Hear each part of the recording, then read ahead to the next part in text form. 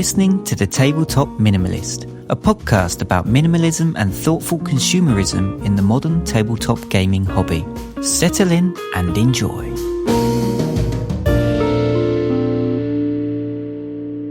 Hello and welcome to episode 3 of The Tabletop Minimalist. I'm Ricky and I'm here as always with Jamie. Hi Jamie. How's it going, Ricky? Good to be here. Yeah, likewise. Today will be quite a fun episode because we're going to jump in and just talk about our top 25 games of all time, or at least of 2025, the 2025 edition of that list. Yeah, I always chuckle when you see these lists and people say of all time, and despite that terminology, the list always seems to be changing.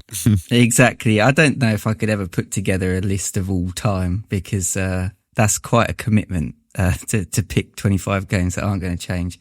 Before we start, Jamie, is there anything like in terms of your list, like how you any points you want to make in terms of how you made it, or any decisions that went into how you ordered these games? Yes. So I just wanted to put a disclaimer regarding my list that my numerical rankings, they're not meant to reflect a strict hierarchy, so to speak, but rather, let's just say a spectrum. So while it's fair to say that I generally enjoy the games ranked, let's just say in the top 5, top 10, more than those in, let's just say, from 25 to 20.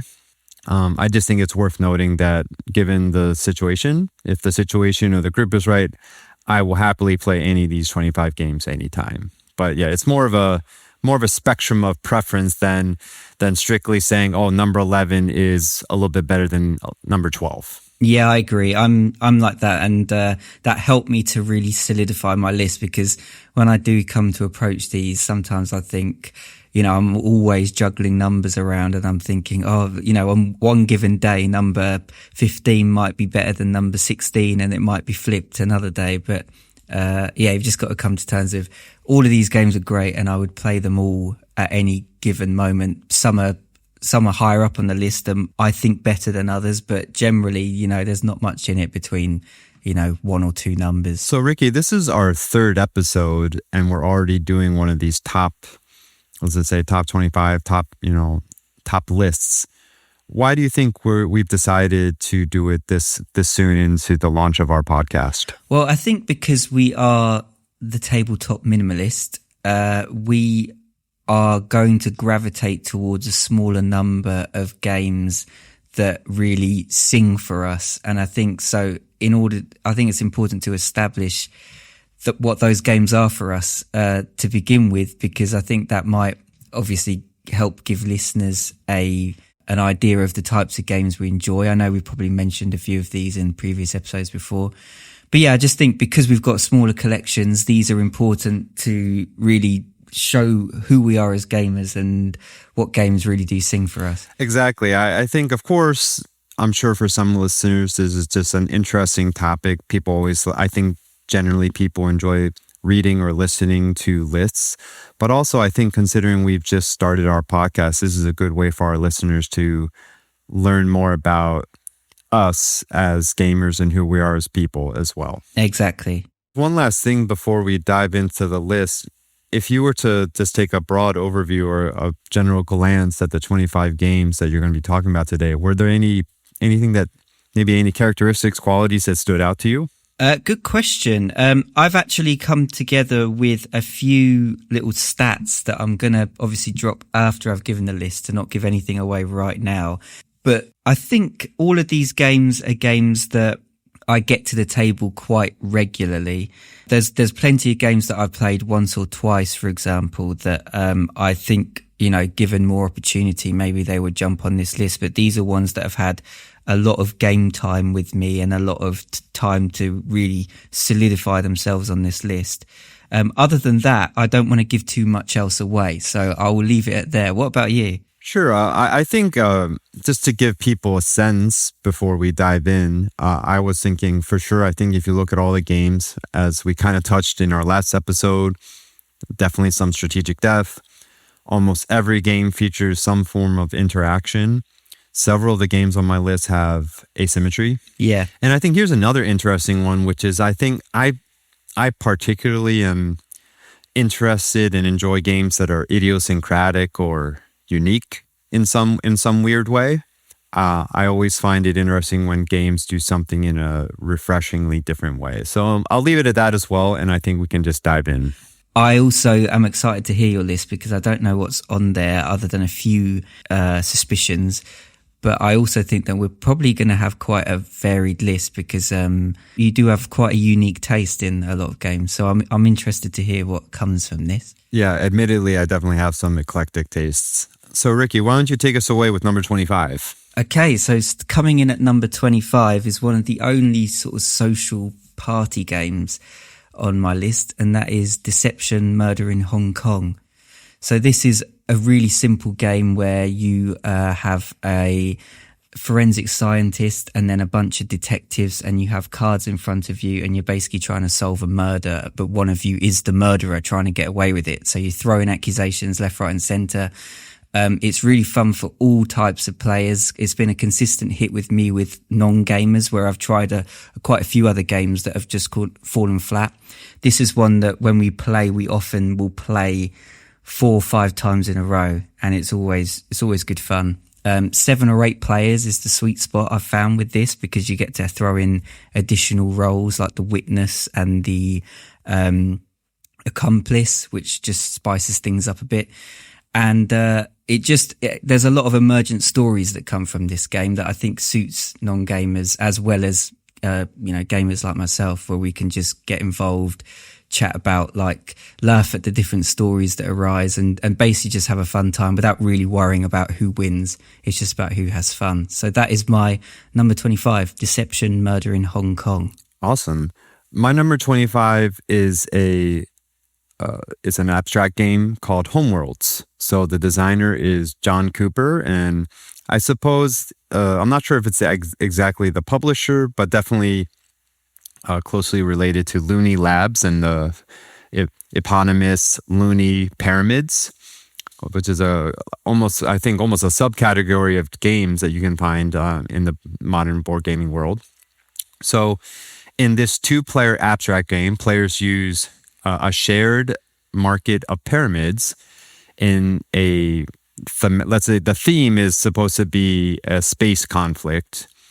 And both of the players are managing fleets of these pyramids to try to outmaneuver and ultimately eliminate their opponent's homeworld. So there are 4 different colors in the game of pyramids, and each of these pyramids have different actions that they can do. Without a doubt, this is my favorite Looney Pyramid game. It's a fascinating thematic, or I would say semi-thematic abstract. It's almost, I think you could definitely categorize it as a 4X game. And it's just like a really interesting tug of war in this closed economy of pyramids that both players have access to. So the cool thing about this is you can play this game if you buy a set of Looney Pyramids. And if you want to try it out, I know for sure it's on BGA, and you can also play it on Abstract Games. So I'll leave it at that, but this is just a really cool abstract game. Yeah, I've not heard of this game. I'm looking at pictures. It looks, I love the way it looks. It's really minimalist, but just the pyramids look cool. And yeah, this looks interesting. My number 24 is it's one that's been in my collection since very early on, and it's probably one of the first Euros I got in my collection. That is Viticulture Essential Edition, and I will caveat with the Tuscany expansion, which brings it up this high on my list. This is one of, like I said, the first Euros that I bought. I think it stands out because it's just a highly thematic Euro that is also got quite a bit of strategic depth involved, and because of that I've been able to get a lot of players to enjoy the game and enjoy the theme. So it's one that can be good for non-gamers or semi-non-gamers, I suppose. For example, I remember being on a holiday, and we played this, and I threw someone in who had never played a board game before, but we just threw them in with the base game and the expansion. And within one turn, they sussed it out and they were really involved. So yeah, I wouldn't say everyone's going to be like that, but it's certainly one that the theme really helps. And while I don't pull it off the shelf much myself. I still really appreciate it for its role that it's had in my gaming journey. And every time we go on holiday, we will play this a bunch. So Viticulture, a really good wine game by Jamie Stegmaier. I played this game with the Tuscany expansion once a few years ago. I enjoyed it. I don't think his overall design philosophy it super gels with me anymore, but that one play I enjoyed, and I wouldn't be opposed to playing it again. Yeah, I will, slightly spoiler alert, touch on that again, but Okay. I do somewhat agree with you. So my number 24 is another abstract game called, I guess it's Blockus. The designer is Bernard Tavishian, and I at least hear what the research they had, the publishers Mattel. Players in this game, again, it's a multiplayer abstract, so it can be 2, 3, or 4 players, although I think generally people agree that this is best at 4. It can be played at 2, where each player has 2 colors, but it seems the player count depends on preference. Players take turns placing these polyomino tiles onto a shared grid. You're trying to get as many of your tiles onto the board as possible while also blocking your opponent. And I think there are 2 different ways to score, but generally whoever has the least amount of tiles remaining at the end of the game is the winner. You're trying to get, I think the game end triggers when one of the players cannot place any more tiles onto the board. So in my eyes, Blockus is, I think, could really qualify as like the poster child for our podcast in terms of tabletop minimalism, because as far as I can understand, this game only has one rule. With crazy, I would say you could really play this game at a high level. So I've played it at 2 players. I've also played it at 3, and it's very enjoyable, extremely easy to introduce to different players, and I think it's just a really neat game. But that being said, I haven't played it probably in 2 years, so that's why it's a little bit lower in my rankings. Yeah, another abstract game. Not games that I play often, but I do want to try some of these because I reckon they do encourage a pursuit of mastery in some sense, which is always something I'm looking for. My number 23 is a bit of an oddball. It's Coal Baron, the Great Card Game. So this is a sort of a compact Euro card game based on the original Coal Baron. This is by Wolfgang Kramer and Michael Kiesling. However, this one might actually be a little more complex than the original game. It's a worker placement game, but it uses cards. So it's really interesting because you've got workers from 1 to 5 or 1 to 4 based on player count in your hand. And you have to play them in numerical order. So you have to start with a 1 a space, and then the next player has to put a 2. You can't just jump to a 4. So it's kind of got this puzzle of making sure you hold back with your right workers until the right time, and making sure that you're not blocked out from using any of them if you don't play them at the right time. It's quite easy to teach, but it's got quite a cool methodical gameplay of you're buying coal carts, getting trains, getting train carts, and basically shipping orders. And it's a fun puzzle trying to get that in order. But there's also some extra considerations such as getting shares, getting certain scoring cards based on particular things you've got in front of you. And in general, I'm always on the lookout for smaller card games that have a lot of gameplay. And this is exactly that. So just a really fun sort of simple, but with plenty of gameplay involved card game. This is Coal Baron, the Great Card Game. So this is the card game version, but as from my recollection, there's also just a board game as well, right? Yeah, I've not played the bigger board game. I've only played the card game. The board game seemed a little simpler, and I think it's meant to be quite well regarded, but it didn't really jive with me when I looked at reviews, whereas this one had that interesting twist with the card workers, which I thought was cool. That's interesting because quite often the impression I get is that the card game versions, sometimes they seem like they're the lesser form of the two. But in this case, it sounds like it's the opposite. Yeah, so that's cool. Yeah. Okay, so my number 23, again, another abstract and also, I would say, very obscure, if not unknown. This falls under, I would say, a realm of games of self-published abstract games that you can find on BGG, which has been a very interesting discovery for me last year. And this game is called Asli, A-S-L-I. The designer is Luis Bolaños Mures. And essentially, this is similar to one of the abstract games I mentioned in a previous episode or two called Slither. This is also an abstract game that is played on a Go board with Go stones. So in this game, players... Actually, I would just say probably the easier way to describe this is the designer himself describes Asli as Go from another planet. So, in other words, this is just a Go variant. Players place stones on a grid, and you're aiming to, similar to Go, to capture territory. But the interesting gimmick, I guess you could say, or mechanism here is that your groups of pieces need to be able to trace a line between each other on the board. As soon as they are cut off from other groups, then they're removed from the board. So I really like the clarity that this mechanism brings to the gameplay, because if you're a beginner and you're playing a game of Go, yes, the rules are simple, but you have no idea what you're supposed to be doing. Whereas, at least in this version, similar to like connection games, where it's like, I can't let my opponent connect both sides. That's simple enough. So at least at the very least, you try to block them. In this case, you're trying to make sure that your groups are connected to each other. So it gives you a guideline or some direction. So at least at this point in my gaming life, I'm not really interested in going down the Go rabbit hole. So if I'm going to play a Go-like game, Asli definitely is my pick at the moment. So this game, is this actually a game you can buy in physical form, or is it just like an online version? So if similar to Slither, if you have a Go board, you can play Asli. Right. You can also play it on Abstract Play. So yeah, I saw that. Yeah, I was just on the Geek page, and all the pictures were kind of digital screenshots. But yeah, I was just curious. That's cool. Yeah, it's interesting and easy to teach other players. So.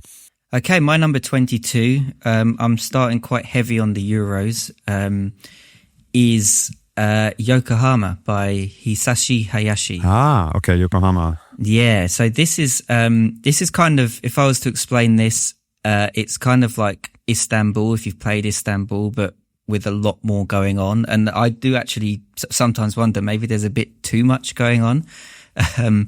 There's so many different strategies to score points, and there's so many boards on the board. You've got like contracts, different areas of different contracts, different areas with technologies, and all of these things are going to score in many different ways. And you're basically route building by dropping your assistants along a path and then taking your main worker. I can't remember the name of the actual official name of the pieces, but you're taking them and following these routes in order to get to these places and building power on these spots. And then the higher power you get, you can build a trading post, or you can build a shop there, and that's going to score you some points and give you some other rewards. So yeah, it's just it's one of those Euro games where I'm pretty sure every game you play will be different, just because of how many variants they are. And I know I went on about this in the previous episode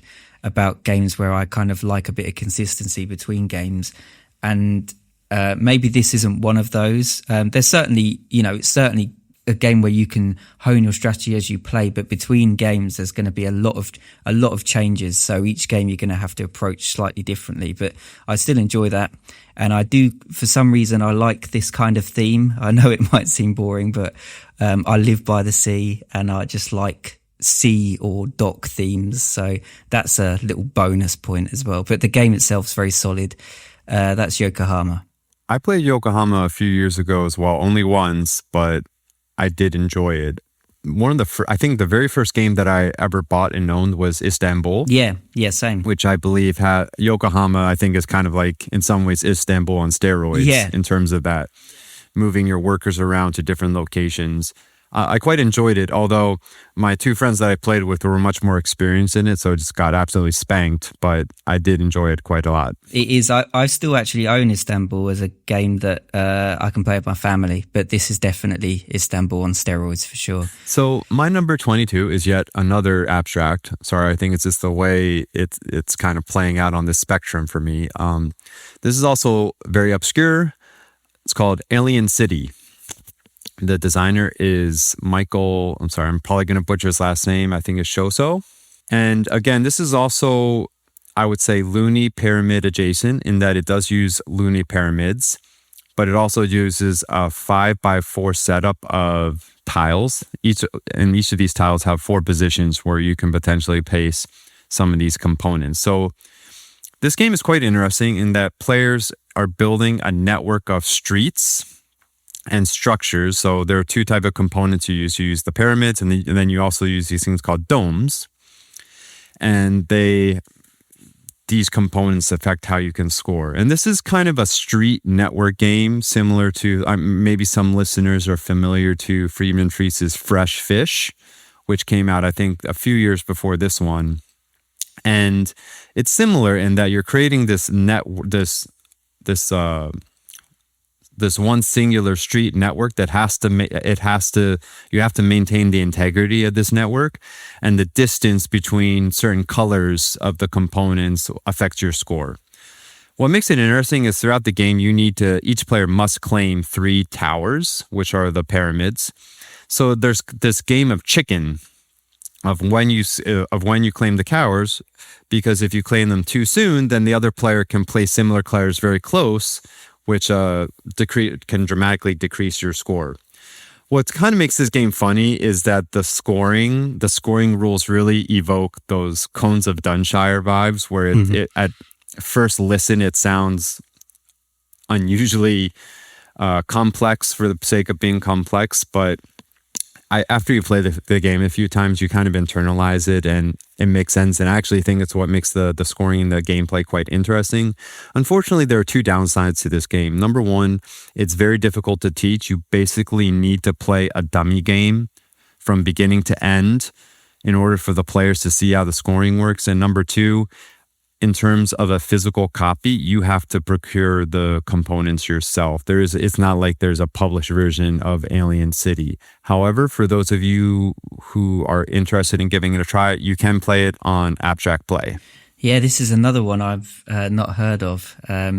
Every game so far, bar Blocus, I've had to go on the Geek and see what it is. This looks really interesting visually, but yeah, it looks like there's a fair bit going on. Yeah, as I said, the scoring rules are very strange. I mean, the entire game itself is kind of strange. I remember playing one game in person of this, and my friend just had this puzzled, confused look on his face the entire time as I was explaining the rules. But it's a quite interesting one. I highly, if you're interested, definitely check it out on Abstract Play. Cool.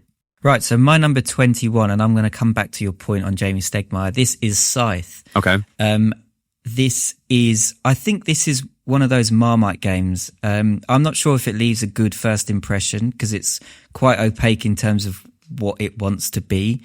It's kind of got this idea of, it looks like maybe it's a war game or a 4X style game, but really it's more puzzly and Euro focused than that.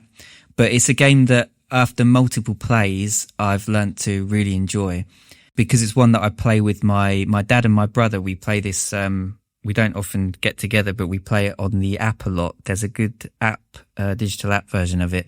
And we've played that a lot because my dad in particular really liked it. So he kept roping us in to play it. And over multiple plays, I've really started to enjoy the game. It's what's really cool. One of the coolest parts is having the resources on the map. So you're producing resources, spending them to upgrade things, but having them on the map and not actually having direct control of them unless you've got a piece there with them adds a lot of tension, as you need to keep an eye on your opponents and make sure that they're not going to swoop in and steal your stuff, basically. And there's a lot of replayability with the different factions.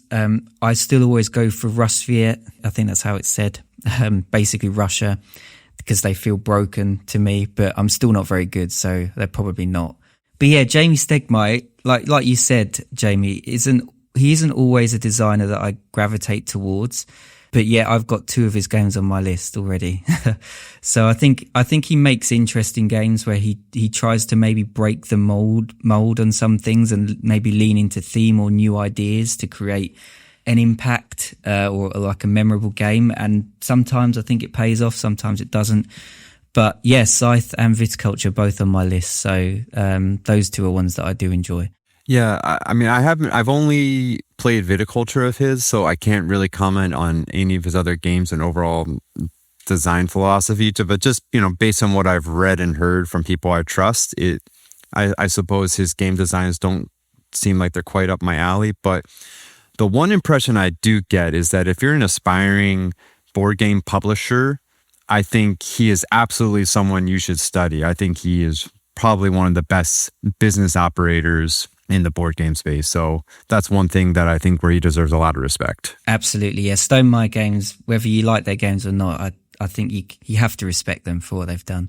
Okay, so I think we're on 21, right? Yes, 21. Okay, so my 21 is, now we're starting to move slightly away from abstract games, although I would say this is, again, probably more of a thematic abstract. This game is called The Bridges of Shangri-La.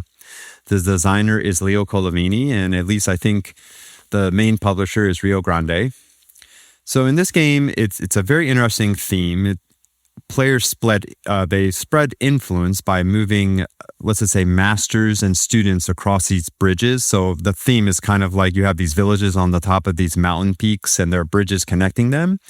And whenever these components cross the bridge collapses. So you're cutting off routes and leaving. Eventually, what's happening is you kind of have this is one of those abstract games where the playing area gradually shrinks. And once there are no bridges on the board, then the game ends, and then you do an end game scoring. So I live in Taiwan, and this game, as far as I can understand, is very much out of print. So I ended up creating my own copy of this game. So far, I've only played it once, but that play was so enjoyable that I felt it was still deserving of being on this list. First of all, I really kind of enjoyed the funny, whimsical theme. It is silly, and maybe you could argue pasted on, but I feel like it works. And the gameplay, it really possesses several qualities that I enjoy in games. It is, I would say, kind of an abstract with some thematic window dressing. There's this idea of multiplayer area. There is some like area control. And there's also positive and negative interaction. The positive interaction being that when one player decides to move students from one village to another, all of the students from all the players move along. So kind of there's this dynamic of trying to catch waves all over the board, getting your timing right. And the negative interaction being, and this was something we kind of learned as we were playing the game, is that maybe you can cross a bridge not because you want to score in that town, but because you want to protect your scoring in a certain village and also prevent an opponent from being able to cross. So there was just a lot of really interesting strategic decision making in the game that made it really enjoyable. This is a game that I first heard. Is it Clef on Punchbowl Paradise likes this one a lot? Is that right? I believe they've mentioned it once or twice in the past, yeah. But it seemed it was like more in passing. Yeah, yeah. Maybe it isn't this game I'm thinking of, but I've certainly heard of it, and yeah, it does have a cool look to it for sure. My number 20 is a game that I think you said you don't get on with this system of games, and for the most part I don't either, but this one is the one that I do get on with the most. This is Clans of Caledonia. Okay. So this is a sort of economic Euro style game, and that uses the same system as Terra Mystica and Gaia Project and more recently Age of Innovation. But I haven't played Gaia Project or Age of Innovation, but at least compared to Terra Mystica, I find it a lot more forgiving, and I enjoy the more economic focus of the game. So in Terra Mystica, I found that the game is so tight in terms of resources that you can, if you're not very good, which is me, I just feel as though I can't get anything done.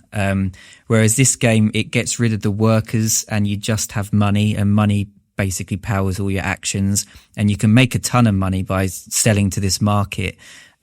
which is interesting because the market prices are changing. So that's where a lot of interaction that maybe perhaps is lacking from compared to Terra Mystica in terms of direct adjacency bonuses and all of that stuff is made up for in the with the market system.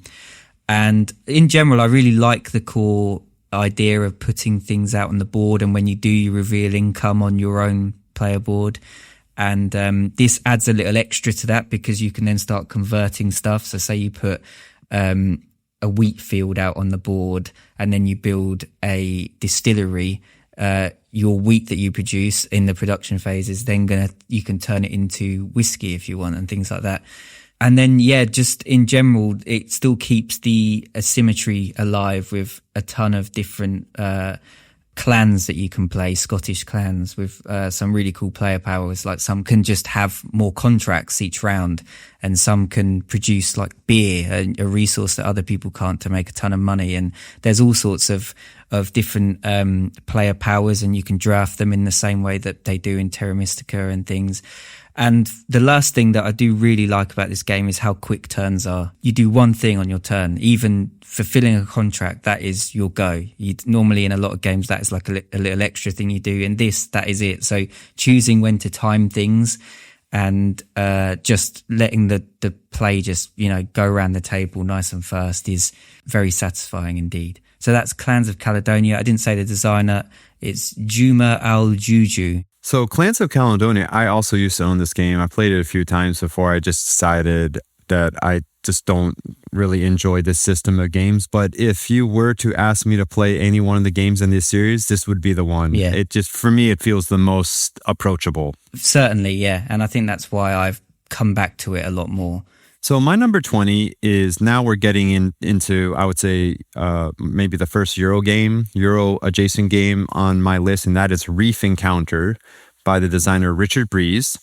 And this game, I feel, gives me a similar feel to something like Tigris and Euphrates, Yellow and Yangtze, that vibe of games where players are cultivating and consuming.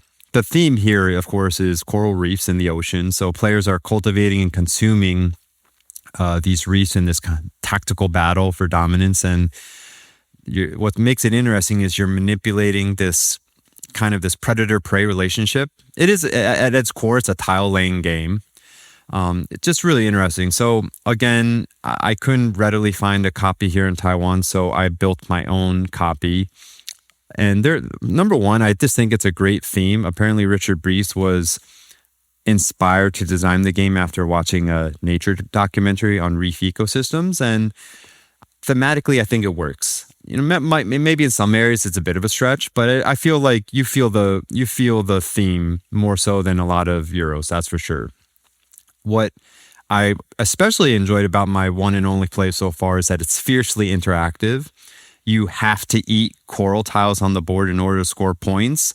And what makes it the most interesting is that there's kind of this market board where it shows what's called coral dominance. So there are 5 different coral colors, and at any given point, certain colors are stronger or dominant over other ones. And if they're dominant, that means they can be eaten or consumed for points.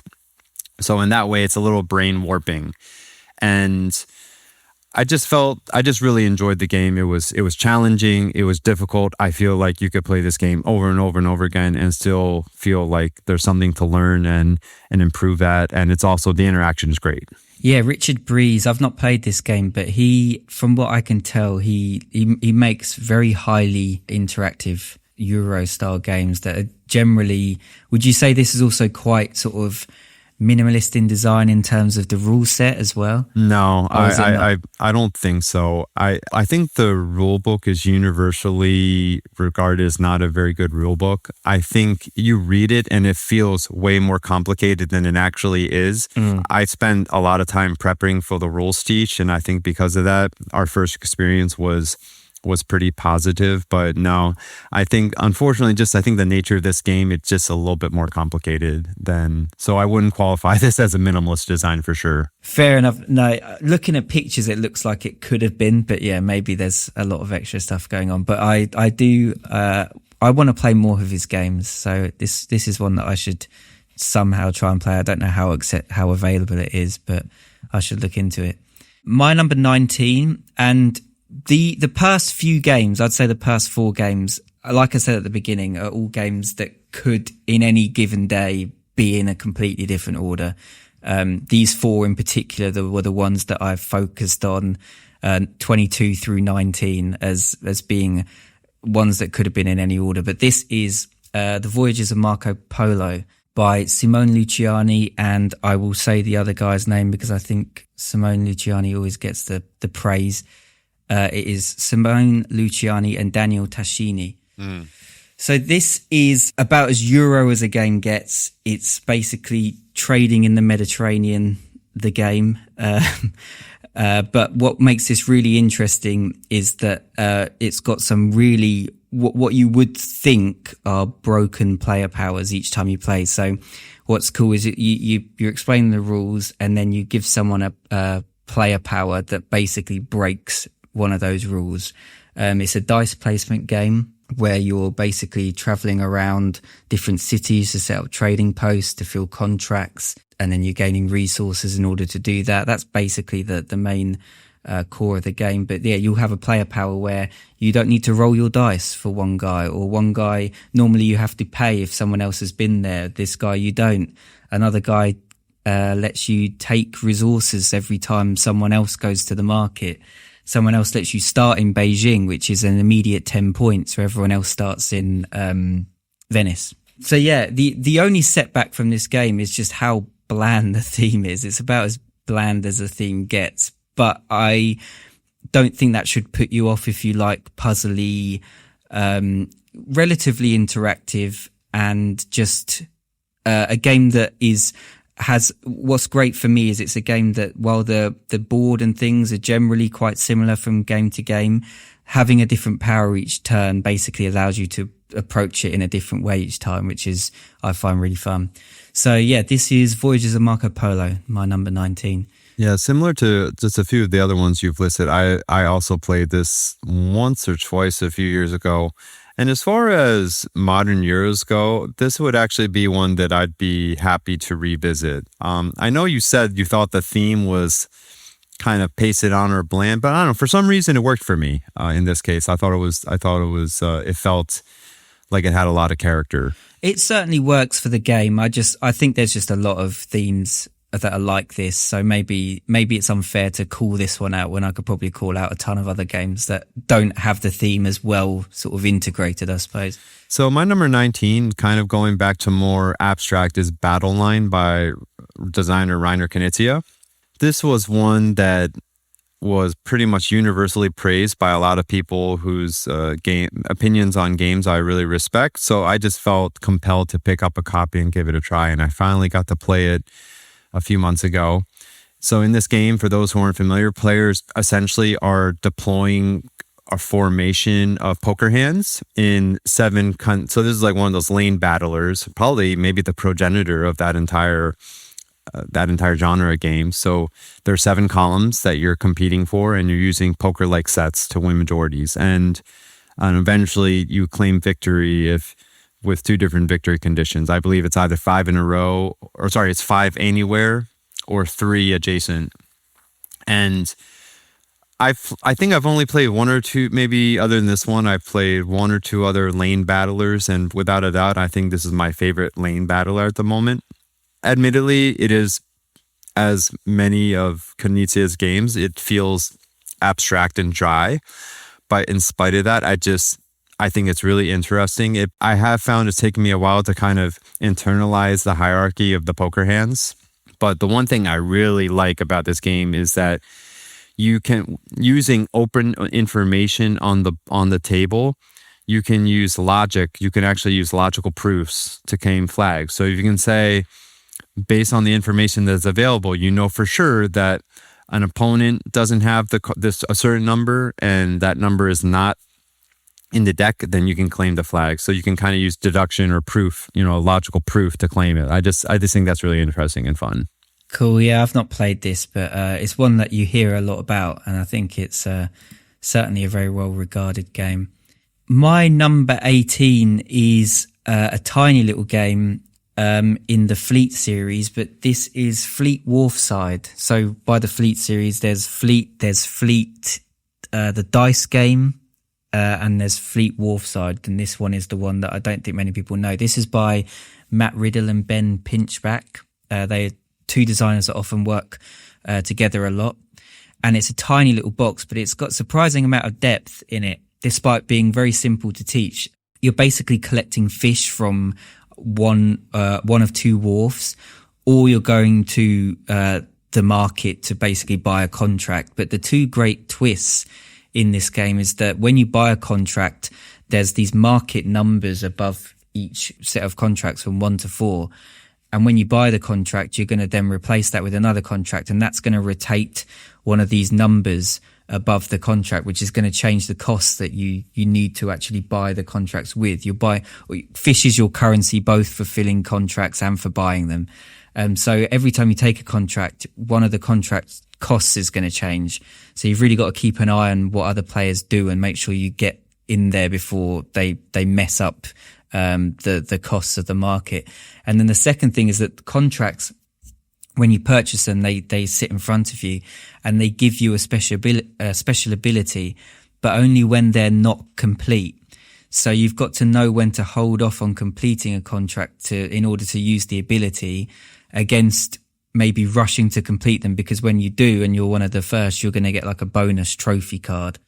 So there's a lot of push and pull, and despite it being a really simple game to teach, I think it's like a 1.8 or 1.9 on the weight scale on BGG.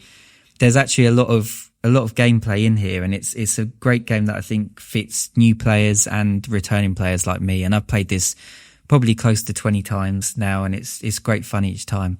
So yeah, tiny little game that you can take anywhere. I don't know how available it is, but if you can get your hands on it, I do think it's worth a look as part of that series, the Fleet series. So this is Fleet Wharfside. Awesome. So my number 18 is Space Empires 4X. The designer is Jim Crone and the publisher is GMT Games. So this is the first and only classical war game on my list, if you will. So as the name indicates, players build fleets, you explore outer space, engage in tactical battles on a hex map. And what makes it interesting is that each player does have a tech tree, as the game progresses, you can kind of develop some mild asymmetry. And it also has a fog of war component in that the tech trees and the economy spending is all done in secret. So you don't really know what your opponent's doing until you actually initiate battle.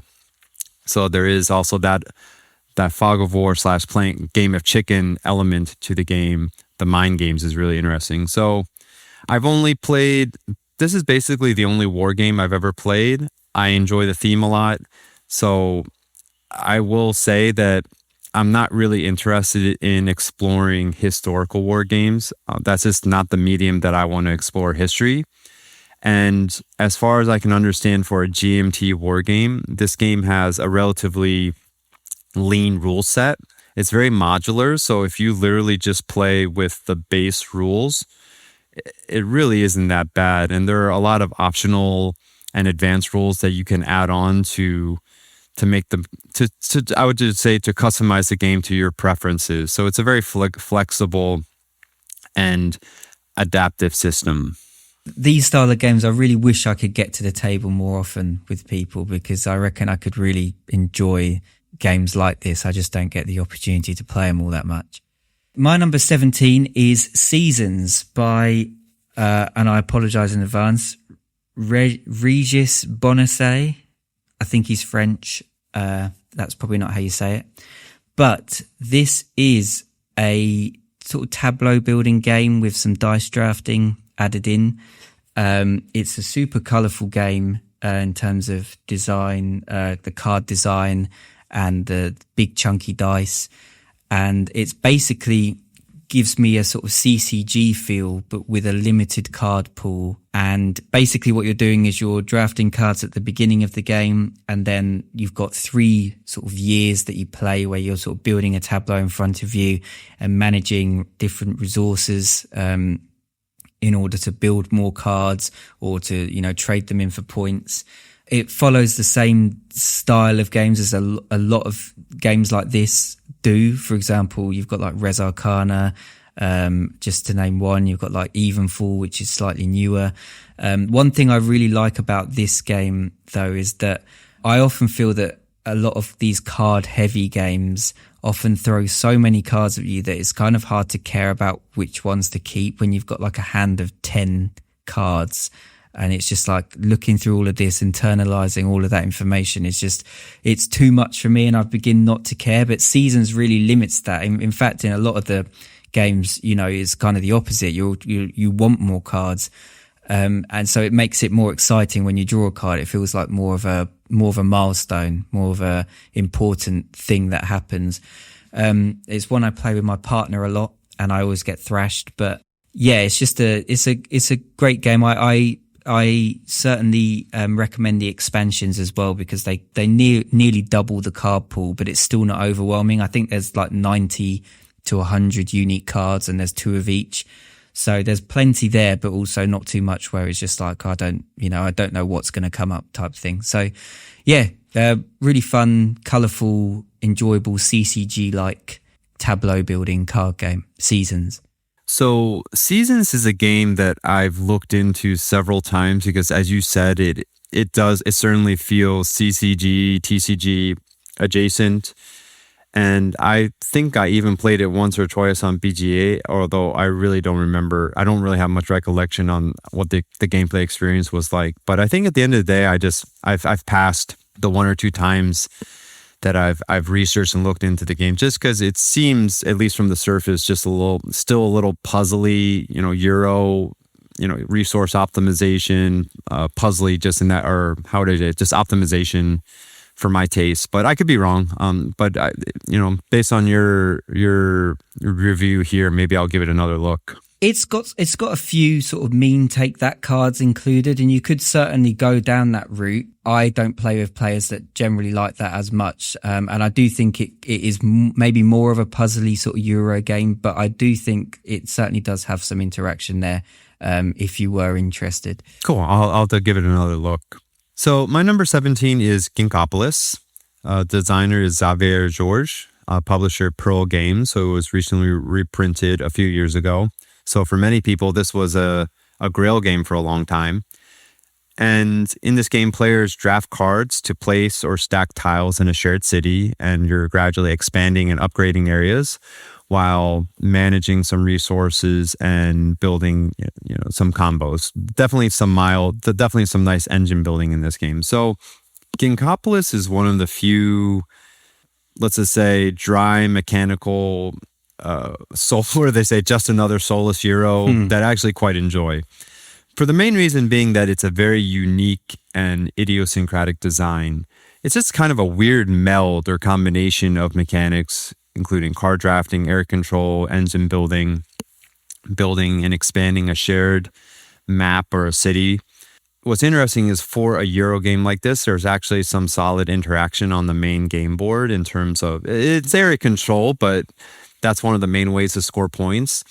And there's also a very satisfying, if not addicting, slot machine engine building in the game. And even if you've lost the game, it's satisfying to see the city that all the players have created at the end of the game. And as I mentioned, one of the reasons it's lower on this list is, for me, it does feel sometimes still a little dry and mechanical. The theme definitely feels a little pasted on. It works, but I think some people won't.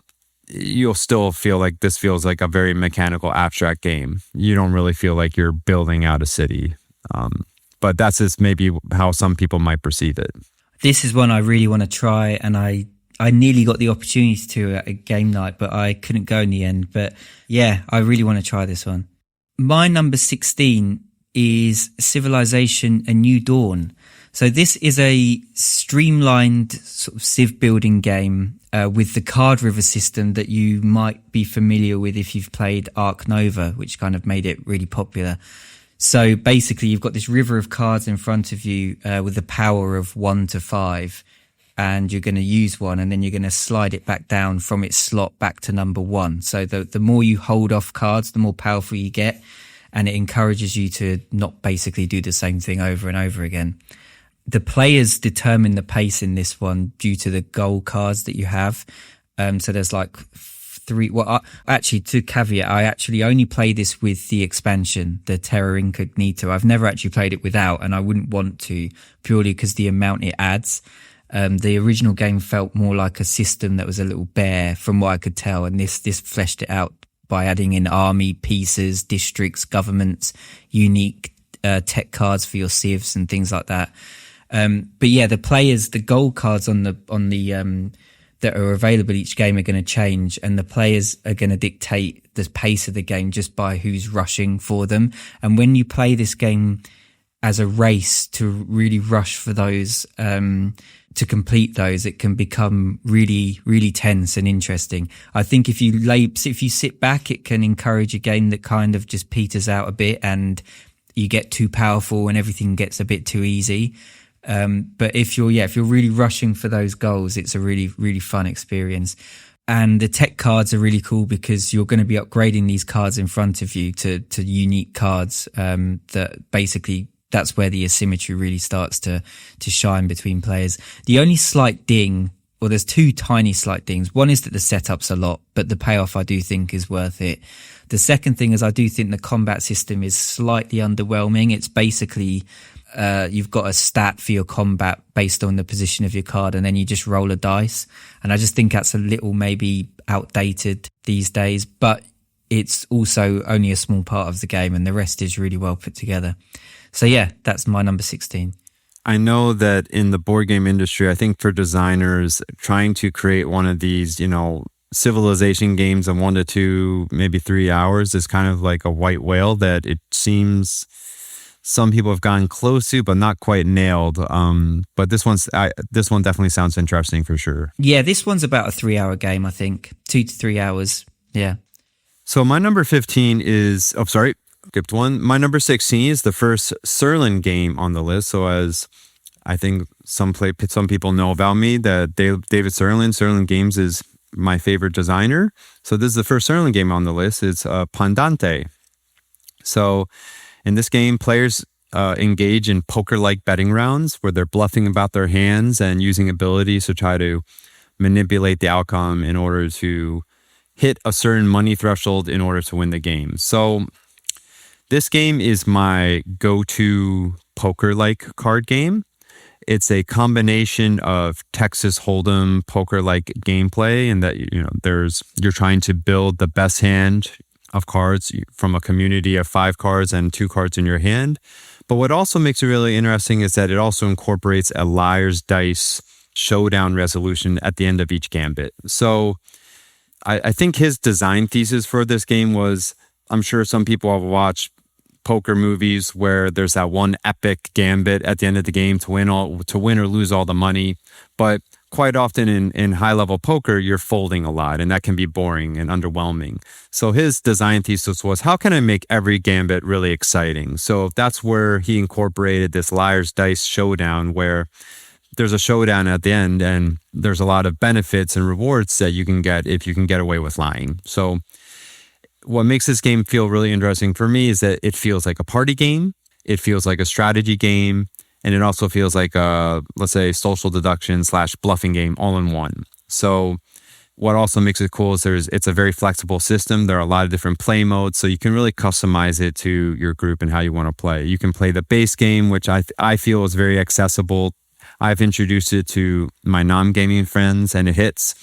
And there's also gamier modes that you can play with your gaming friends. Yeah, this one looks really cool. I've not heard of it, but as a sort of game that builds on poker and adds in a few things, yeah, this sounds really interesting to me.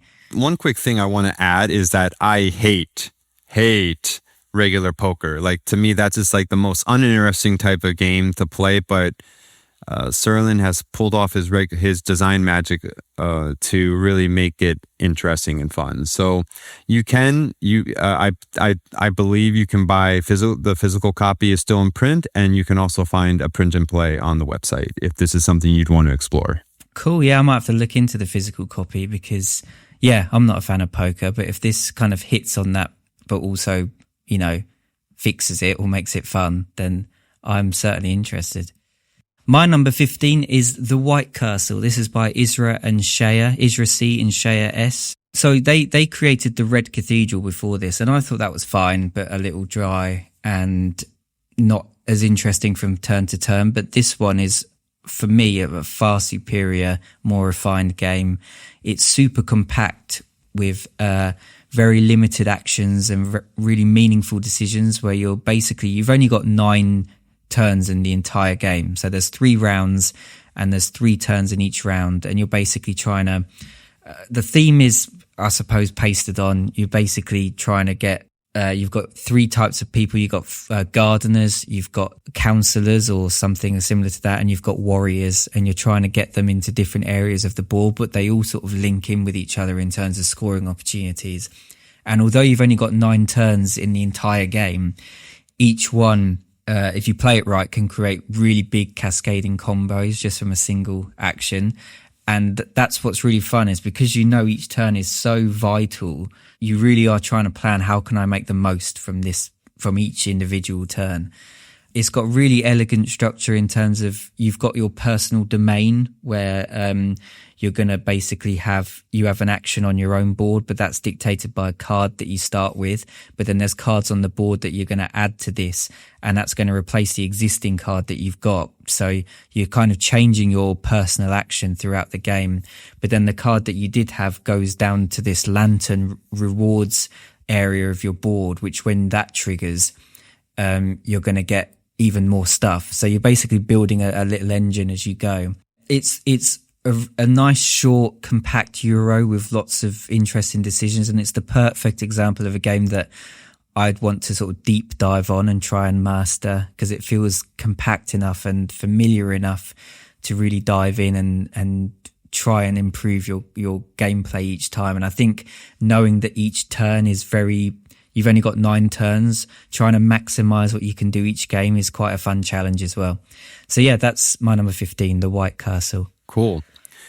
My number 15 is I suppose a social / negotiation game called Good Critters by the designer Fabian Zimmerman, publisher Arcane Wonders. And basically the theme of this game is really cool. You're essentially playing a group of criminals who are negotiating over loot, dividing up your loot after a heist. And you're voting at any given turn, a player will act as the boss, and the other players are voting to approve or reject the splits. So there's kind of this idea of there's the boss, there's the snitch, there's players with different hidden agendas. So the winner is the player with the most loot at the end of the game. So normally, I generally don't enjoy social games, but there's just something, I find this game such a fascinating study of human psychology and behavior in the context of a game. So if you really want to kind of witness primal or raw human psychology in action, just play a few rounds of this game, because really it all just revolves around trying to convince your opponents that they're getting a fair deal, while subtly maneuvering yourself just to make sure that you're getting above average earnings each round to come out on top. And just to give one specific example of this is, I remember the first few rounds in my very first game of this, it just kind of felt pretty vanilla, because I think we were all playing it safe. And then one player who was acting as the boss decided, you know what, I'm going to keep all the money this round for myself. And immediately you could kind of just see this huge change in the dynamic of the game and how the players reacted. It was just so funny and amazing to witness. So I've really gotten the sense, the shared incentives, the psychological dynamics of this game are just really interesting to me. And I really get the sense that there's a high skill ceiling to it. So this is just one that I really want to keep coming back to in the future. That's cool. What's it called again? Good Critters? Good Critters, yes. GOD Critters, oh, okay. CRITTERS. Yeah, here we go. Okay, my number 14 is a game that surprised me that it was this high, but it's a testament to how much fun it is. This is Long Shot the Dice Game by Chris Handy. This is based on the original game Long Shot, which I don't know when it came out. I believe it was, I want to say the late 2000s, but this game came out 2 or 3 years ago, the dice game version. And from what I can tell, I've not played the original, but it's just a much more refined version of the game that makes a lot more sense. I think it's a roll and write game, a horse racing game, where you're basically rolling dice, moving horses and then betting on them. You can buy horses that give you special abilities, and then you're filling in combos on your sheet and placing bets on your sheet, and you're able to use abilities to mess with the race, you know, pull horses back, send other horses forwards.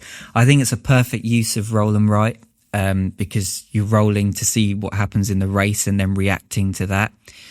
And it's just a great mix of just fun, sort of a bit of luck, a bit of, you know, just kind of loud fun, but also some strategy as you react to the race. This plays up to 8 players, and it's really good for all player counts because it's kind of simultaneous. One person rolls the dice and then everyone's going to do something based on what happens with that dice roll. And what's really fun is I've played with players that were initially sort of uninterested in the game, but then I've watched as they get absolutely hooked as the race progresses, and towards the end, everyone's just absolutely fixated on it. So yeah, just a really fun, light game that you can pretty much play with anyone, but is just really engaging all the way through. That's Long Shot the Dice Game. Remind me, I know Tom Vassell in the Dice Tower is super big on another one of those horse racing games. The name escapes me. It is Ready, Set, Bet. Right, that's the one that they like. Okay. Which is, I think, more of just a betting game where someone plays like the announcer and everyone else is, placing bets. It's more of a social game, I suppose, whereas this is kind of a mix of actual sort of gameplay, more sort of roll and write gameplay, and still the sort of betting side of things. I see. Okay. So my number 14 is another abstract game. It's called Tack. This game has a very interesting story. First of all, it's very unique in that it's a modern abstract design. So after the year 2000, that has become very popular. It was designed by James Ernest, but what's interesting about this game is that the actual concept of this game derived from a fantasy series called The Wise Man's Fear by Patrick Rothfuss. So he's also, I believe, also attributed as a part of a designer. So this is a game that actually originally originated in fantasy, and James Ernest went up to Patrick to basically say, I want to try to design this game. Patrick thought he wouldn't be able to do it, and a few months later, James came back with a working design, and Patrick was amazed at what he had done. And I think it's safe to say that I also believe this is an amazing design. It's compared to, I do have, I think 1 or 2 abstract games ranked above this, but I think on my entire list, this is the one abstract game that has, I feel like, the most character and soul. Like when you play this game, to me, it feels like an abstract game that I could imagine being played hundreds of years ago in a tavern somewhere. For that reason, it's one of the most treasured games in my collection. And I know this might be a little hyperbolic, and some people sometimes will flippantly say this about other games, but I truly believe this could be the type of game that's still around in 100 years. Just to quickly talk about the gameplay quickly, it's what makes it unique, it is a connection game. So the goal is to eventually try to connect 2 sides, opposite sides of the board. But what makes it cool is that it incorporates stacking and also kind of cascading, where you can take your stack and then basically cascade it across the board. I'll leave it at that, but I would say if you are interested in dipping your toes into abstract games, I think Tack is an excellent first game to start with.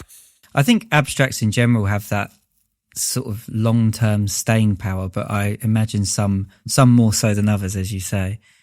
My number 13 probably wouldn't have been on this list if I was to have made it even a month ago, or maybe 1 or 2 months ago. This is a game called Mistfall, and it's touted as sort of a Mage Knight light game, but that's kind of not really saying much because it's still a super heavy game. I think it's still rated over a 4 on BGG. So it's basically a fantasy card game where you take a character and go through an adventure. There's like four quests in the base game, and then in the expansion, which I've got Hearts of the Mist, which I think is an absolute must because it fixes a few things in the base game as well. That adds another bunch of characters and quests and all sorts. But yeah, it's a really thinky, puzzly game.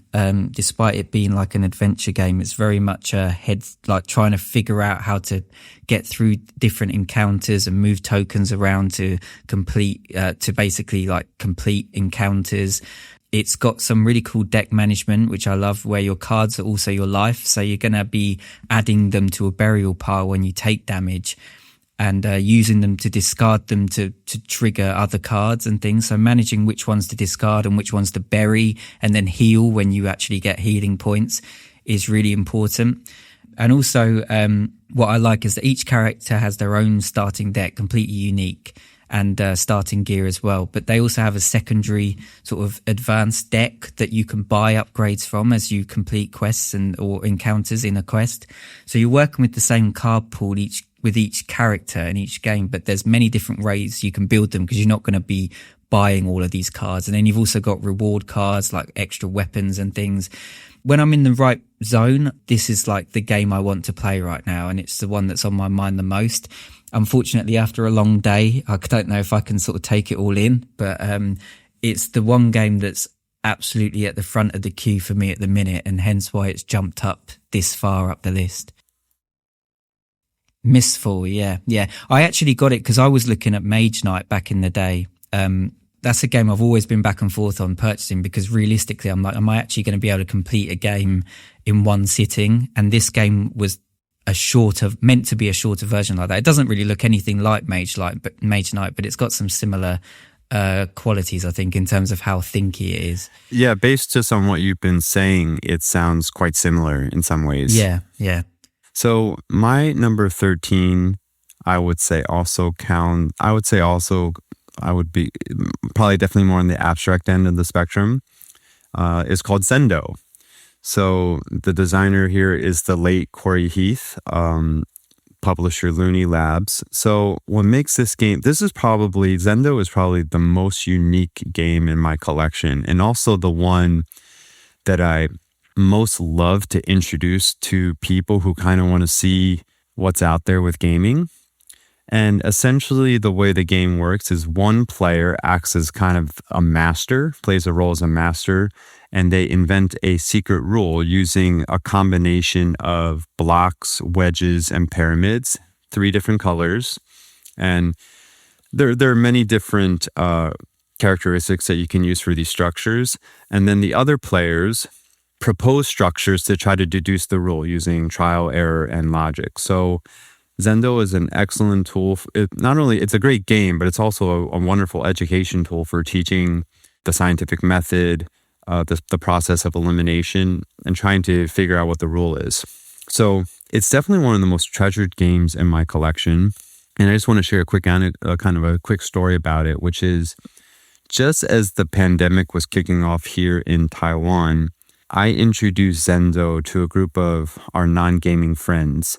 And I want to say maybe for half a year or a year, we played Zendo like crazy. Like we would literally have Friday night, like game nights where we just played Zendo. Like we would drink wine, beer, and play Zendo all night.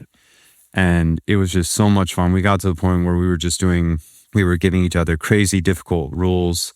It was just, unfortunately, that ended up kind of being a flash in the pan after the pandemic passed. We never returned to Zendo, but I have really fond memories of that time. And to this day, I think one of my favorite gaming moments is watching a new player solve a rule for the first time. So this is a very special game, but one downside of it is that it's fragile and that some people just bounce off this type of inductive logic really hard. Yeah, I've heard of this game actually, and I can see why it can be polarizing for some people, but I can imagine it being really satisfying for those that do get it. My number 12 is probably the newest game in my collection, and that is Conservas. This is a solo-only game by Scott Almes, who's most well known for the Tiny Epic series, which is a series I've not really played much of. But this is, like I said, a solo-only bag building game. Well, it's bag building and bag management, because you're basically fishing the ocean and then trying to sell these fish to the market for money. And you're also using these fish, or you're using the money to buy ships, and you're also using the fish to buy upgrade cards to give you better abilities. But the main hook is you've got to make sure that you don't overfish the ocean, because when you choose to put fish back into the bag at the end of the round, they're going to spawn more fish. But obviously, if you sell them, then there's going to be no more, you're losing that number of fish in the bag. So it's really a management of, do I hold back on these fish for this round and spawn a load so I can sell a bigger order next round, or do I just go for it and take the money now? The different scenarios have loads of different win conditions, so it forces you to change your strategy and use different upgrade cards each game. Some upgrade cards you might think on the first game, it's like, well, this is obviously the better card to get, and that's true. But then in other games, it's not as useful. So there's 12 scenarios in the box, and I've got a few extra promo scenarios with it. So I'm on the 5th scenario right now. So in terms of staying power, we'll see how much it's got. But for the moment, it's the game. When I mentioned Mistfall being the one game on my mind at the minute that I want to play, but only when I've got the energy. This is a great game where after a long day, I can set it up and play it, and it's not too much on the brain, but it also gives me enough fun decisions to really enjoy it. So that's Conservas, my number 12. My number 12 is a game called Terra Nova from 2006, not to be mistaken with the recent My Little Terra Mystica that came out a few years ago, Terra Nova. The designers are Gaetano Evola and Rosanna Leocata. So this is also, I would say, for the most part, an abstract game with some maybe thematic window dressing. Kind of basically the idea you have maybe explorers or colonists going into a newly discovered land and they're trying to fence it off. So in that way, it's similar to Go in that you're trying to claim territory for points. It's a multiplayer abstract, so it can be played from 2 to 4 players.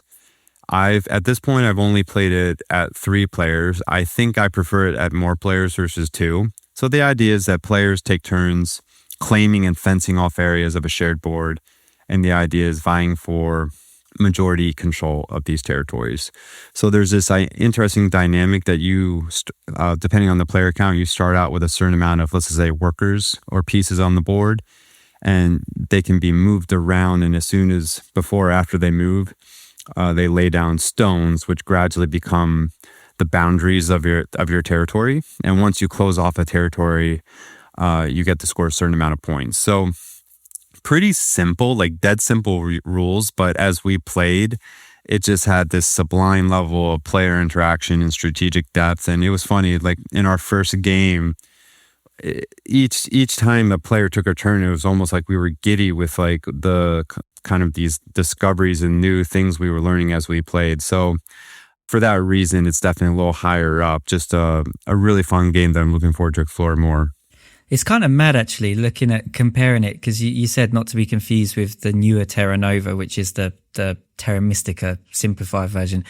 Obviously they're different games, but at first glance, they're both hex-based games where you're sort of building territories on a map. It's mad that they both exist, really. Yeah. But this is obviously the first one.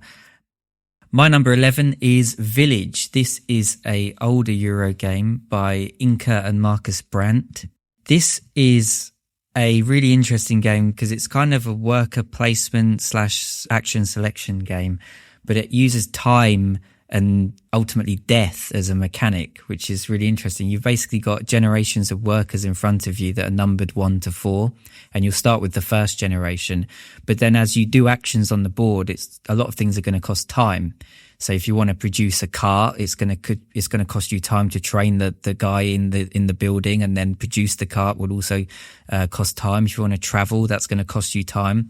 And eventually, once this time does a full circle on the time track, a generation essentially passes, and you've got to kill off one of your earliest workers. So the worker with the lowest number on one of those. So it feels really difficult to manage, and it feels really tight because, you know, you want to do loads of stuff, but you don't want to run out of workers. You can get newer generation workers as an action, but managing that is really interesting. It's also not all that bad when you do lose your workers at times, because if you time it right, you can get them to be basically buried, or you put them in this book, so they're known in this book of fame, which is essentially going to score you points at the end of the game. But that book will fill up, and if the book's full for the certain role that this worker was in the game, they're going to go into an unmarked grave, which is obviously not good. You're not going to score any points for that. So it's really enjoyable gameplay. There's a lot to it with the expansions. I've got the big box actually, which came out recently, which has both of the expansions in, and also a newer one to do with marriage, which I haven't played with yet, but it looks interesting. And it's just really well integrated with the theme. So it's another one that I think, although it's more complicated than, say, like Viticulture, it's one that I think you could introduce to someone that maybe isn't as familiar with games, purely because you can just explain the theme, and they'll grok it that way. Really fun game. That's Village. Yeah, I especially like the concept of that time of, you know, life and death with your workers, because I feel just like it adds a new dynamic to workers that you don't see in other games. Yeah, I agree. So my number 11 is a small card game. I was tempted to mention this earlier on when you mentioned, correct me, which one was you mentioned your card game earlier. Was it Coal Baron? Yes. Yeah. So you mentioned about, you know, a really good small card game. Well, here's one I think you might be interested. It's called Matainai. Yes. By designer Carl Chodek. Yes, I've had my eye on this one for a while. I've never played it, but it does interest me. So honestly, if I think I'm fortunate in that I found a gaming partner that I can start playing this regularly with. So because I think because of that, this will start climbing a lot this year. At the moment, it's just at 11, but so this is a really interesting game in that it's a pure card game, only 54 cards. And essentially what you're doing is players are managing a hand of multi-use cards to complete works of art, to perform tasks and sell goods. And just like any game, you're trying to score the most amount of points. It has, I think the most unique feature of it is its multi-use cards. Each card can do several different things. So even if you just have a hand of 5 cards, it's almost as if in terms of cognitive load, like sometimes like you actually have like 10 cards in the information you need to process. So it really packs incredible depth and gameplay just into a relatively small amount of cards. Without a doubt, one of the downsides of this game is, number one, it just has a really bizarre theme.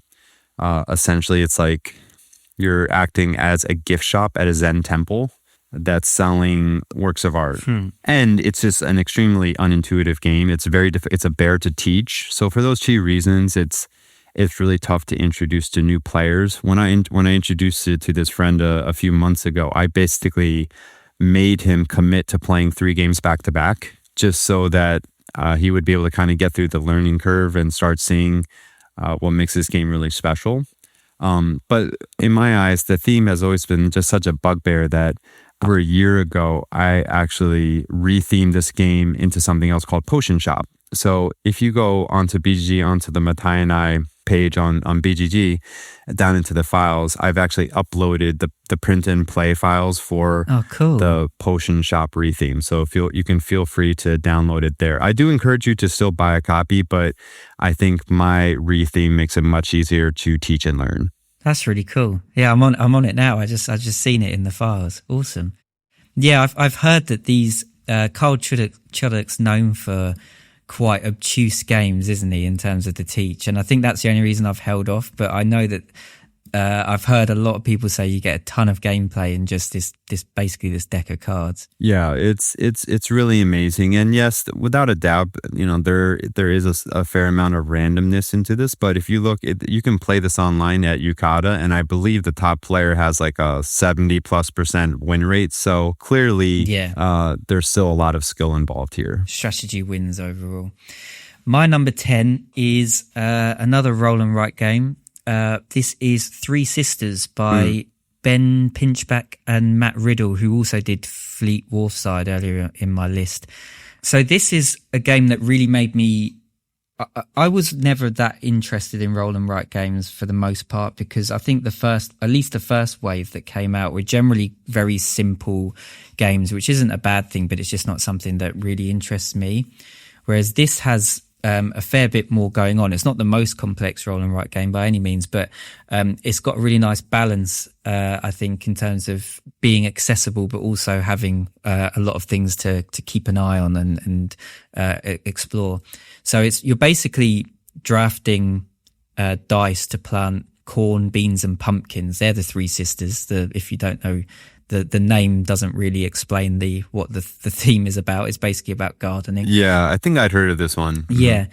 So you're basically drafting dice to plant them in your garden based on the number. That's what number garden it goes in. But the placement of the dice on the actual board where you draft it from then allows you to do another action.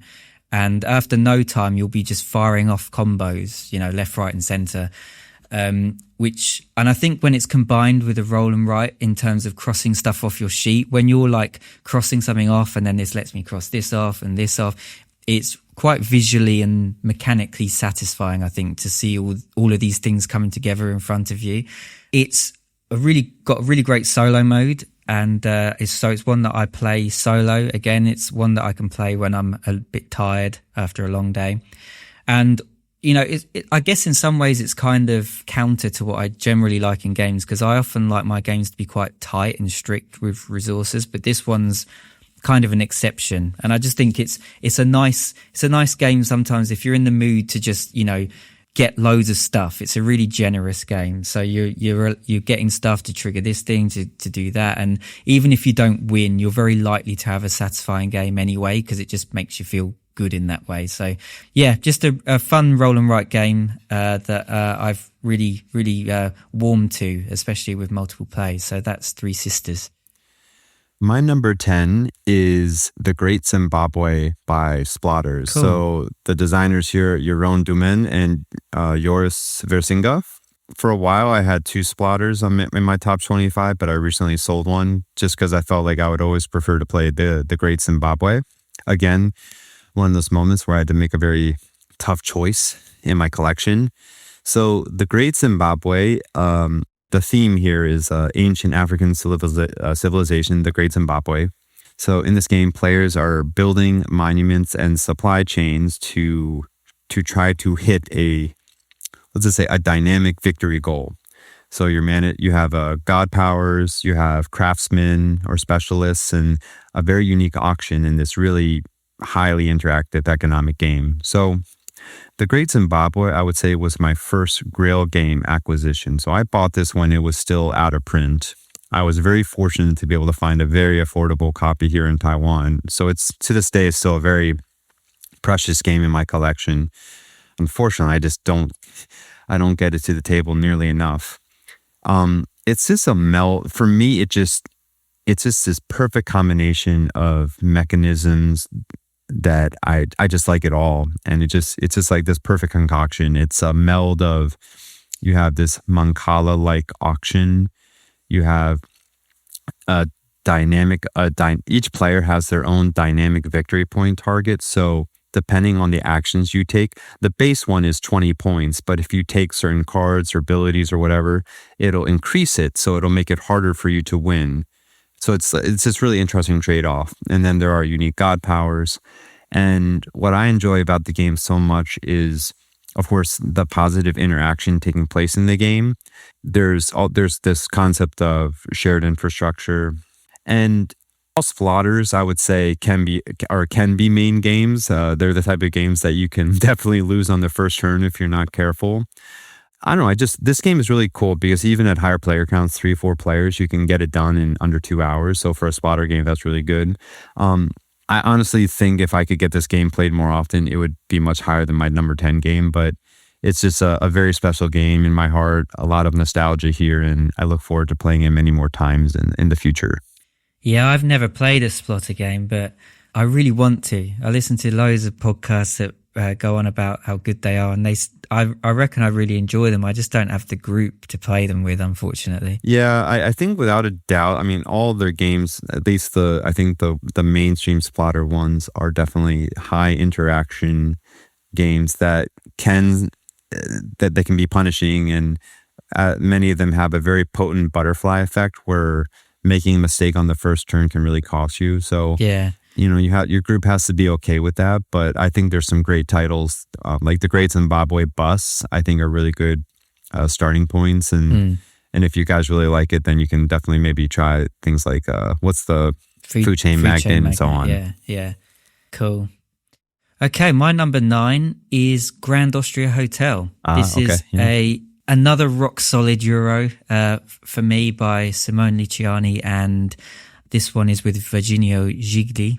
So this is dice drafting, where you're basically getting guests, putting them in your restaurant, giving them the food that they need, and then putting them in a hotel room. So it's got that nice flow of the order in which you need to do things and getting the rooms prepared and everything so that they can go into a room. It's got a nice flow in that sense.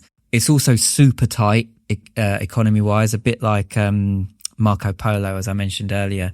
You're always, really tight on money, and also specific food and drink items that you need.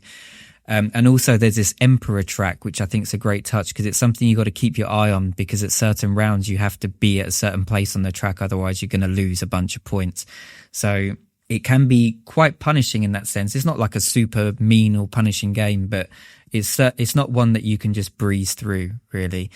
And at the start of the game, if you play the expert variant, which I think you should after you've got at least a couple of games under your belt, you draft the staff cards at the start of the game, which are basically abilities that are going to help hone your strategy. So while you're going to get a different hand at the start of each game, you can certainly then plan, what you want to do with that hand moving forwards.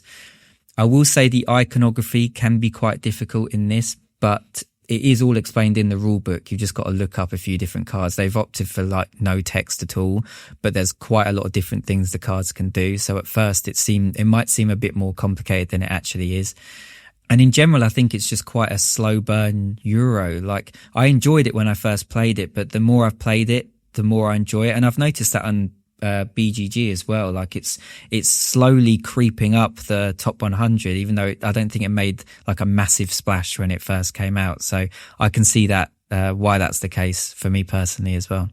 I played Grand Austria Hotel, I want to say once or twice a few years ago. And yeah, I think similar to the other ones you mentioned on your list that I've played, all of them I think are games that I would be happy to play again at some point. Yeah. So my number 9 is, again, I would say maybe a somewhat more obscure Euro game that's only come out in the past few years. It's called Soul: Last Days of a Star by the designers Ryan Spangler, Sean Spangler, and Jodie Sweetman, publisher Elephant Laboratories. And the theme here is that basically the players are playing as civilizations that are living in a solar system with a sun that's about to go supernova. So the idea and the kind of conundrum is that they need a lot of energy in order to escape this solar system. And the way to do that is to extract energy from the sun, which is dying. And by doing so, they accelerate the demise of this sun. So the theme is the winner is the only civilization that manages to escape. Everyone else, goes with the sun, so to speak. So in this game, players are building energy harvesting structures on a circular board, kind of like a rondel somewhat, and they're racing to extract power from a dying sun while trying to share and optimize their infrastructure. So as you can see here, it's quite, it definitely, without a doubt, it feels a little abstract, but I feel like the theme is quite potent. Yeah. At its core, it's really kind of like a pattern building efficiency puzzle. You're putting out little pieces, trying to form patterns which allow you to build certain structures that other players can share and use. There are variable powers from game to game. So the core mechanisms are the same, but there are a different set of powers that make each game feel a little bit different and interesting.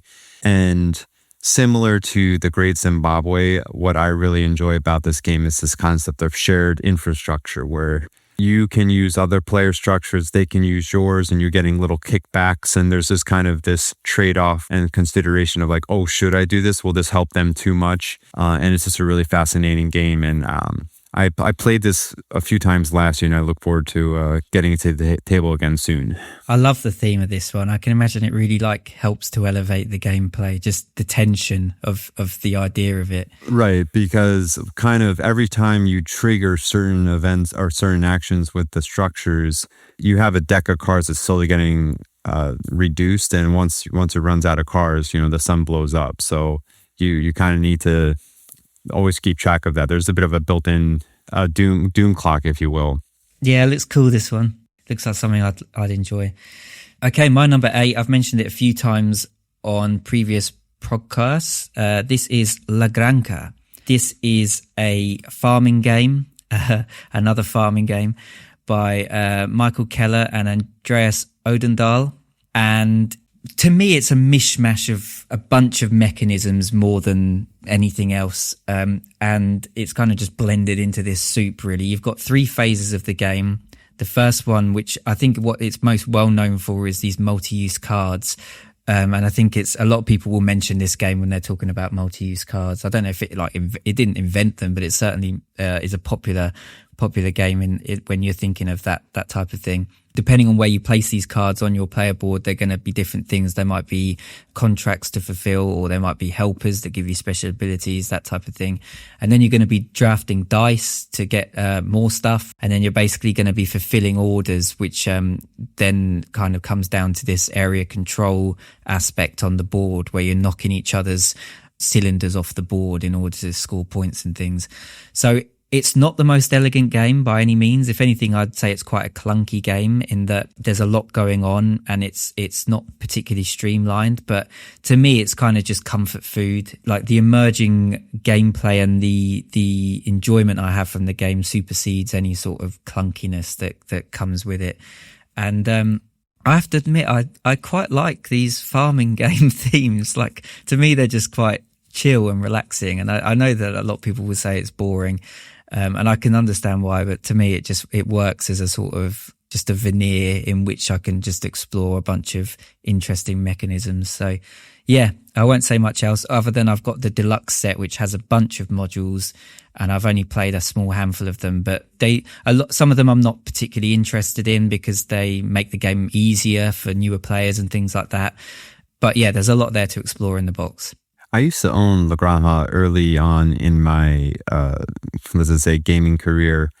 This game definitely reminds me a little bit of maybe a combination of a little bit of Carl Chudik and Stefan Feld in terms of, the multi-use cards and that area control on that other board. Yeah, I can see that. It's been a long time since I played, but I can totally see where you're coming from with this one. Yeah. My number 8 is one that I mentioned, I believe, in both of the previous episodes. It's my highest ranked abstract at the moment, called Slither by designer Corey Clark. So this is my favorite pure abstract game at the moment. It's essentially Hex on a square board. So Hex is a connection game, and players alternate placing stones on a square Go board. And the really interesting wrinkle in this game is that after you've placed a few pieces, when it's your turn, you have the option of first moving one of your pieces before placing. So you can move your piece with a chess king's move. So either orthogonally or diagonally one space. And of course, the ultimate goal is trying to connect opposite sides of the board. What's also interesting, there's 2 different ways you can play this. There are the classic Slither rules, which is basically you can move any of your stones on the board. Whereas with the so-called advanced Slither rules, you can only move your stones if they're part of a contiguous group that also contains your opponent's stones. That might be hard to understand in it, but I personally prefer to play with the advanced rules just because of the strategic wrinkles and layers that it adds to the gameplay. This game, you can play it if you have a Go board and some stones, and if you don't, similar to the other games I've laid down on this list, you can also play it on Abstract Play. feel free to give it a shot and let me know what you think. I think you won't be disappointed with this one. I feel like, for me, Slither feels like, I'm sure, like what the people who first discovered Go, just in terms of like, it just feels like there's this crazy deep game that has zero meta, and it's just, there's so much to discover here. I've got to try some of these abstract games. Hearing you speak so highly of them, yeah, I've got to give them a try. I'm curious, the most popular abstract series I know is it the GIP series that has like Yinch and... That's right, yeah. Have you played any of them? Yes, I played Yinch, and I own Czar. Okay. Yinch was I played it with a friend, and he was like, this reminds me, what did he say? It felt kind of like clinical, like you're in a medical clinic, just that type of dryness. Yeah. I personally, I have Czar, and I really enjoy that one, although I haven't played it in a few years. I enjoy the 2 or 3 that I've played. I really enjoy. I have no criticism of them. Cool. Yeah. Okay, my number 7 is probably the most indulgent game for me on the list, but it's a game that I still think holds up. This is Shadow Rift by Jeremy Anderson. This is a co-op deck builder that is kind of in the same vein as Thunderstone Quest or Aeon's End, that type of thing. But I think this one kind of flew under the radar a little bit. And what I like so much about this one is it's kind of like a tower defense or a town defense. You're protecting a town against an endless wave of monsters, monster cards that are going to come out of this deck. And the only ways to win are to seal these Shadow Rift cards that come out of the deck or build all the walls around the town. So killing all these monsters is, gives you some bonuses, but it's not going to win you the game. It's more about trying to cycle through that deck and basically seal off where the monsters are coming from. But the main hook of the game, both mechanically and thematically, I think, is the town deck, which is this communal deck that is on the board that everyone contributes to, and it consists of villages with special abilities. But these are all the main targets of the monsters. So when the monsters attack, they're going to be essentially killing these villages and replacing them with corpse cards. And if you ever draw at the start of the turn 5 corpse cards instead of villagers, you lose the game. So you're not only trying to get you can basically buy new travelers to this deck. And these are like super powerful versions of the villagers. So you're not only trying to get them to buff up, your abilities and from this villager deck, but it was also to try and prevent yourself from losing. So you've really got to manage that. And because you're split between building your own deck of cards or contributing to this town deck, there's always like way more that you want to buy than the resources that you have. So it's you really split between decisions, and I think it makes each purchase feel really quite important.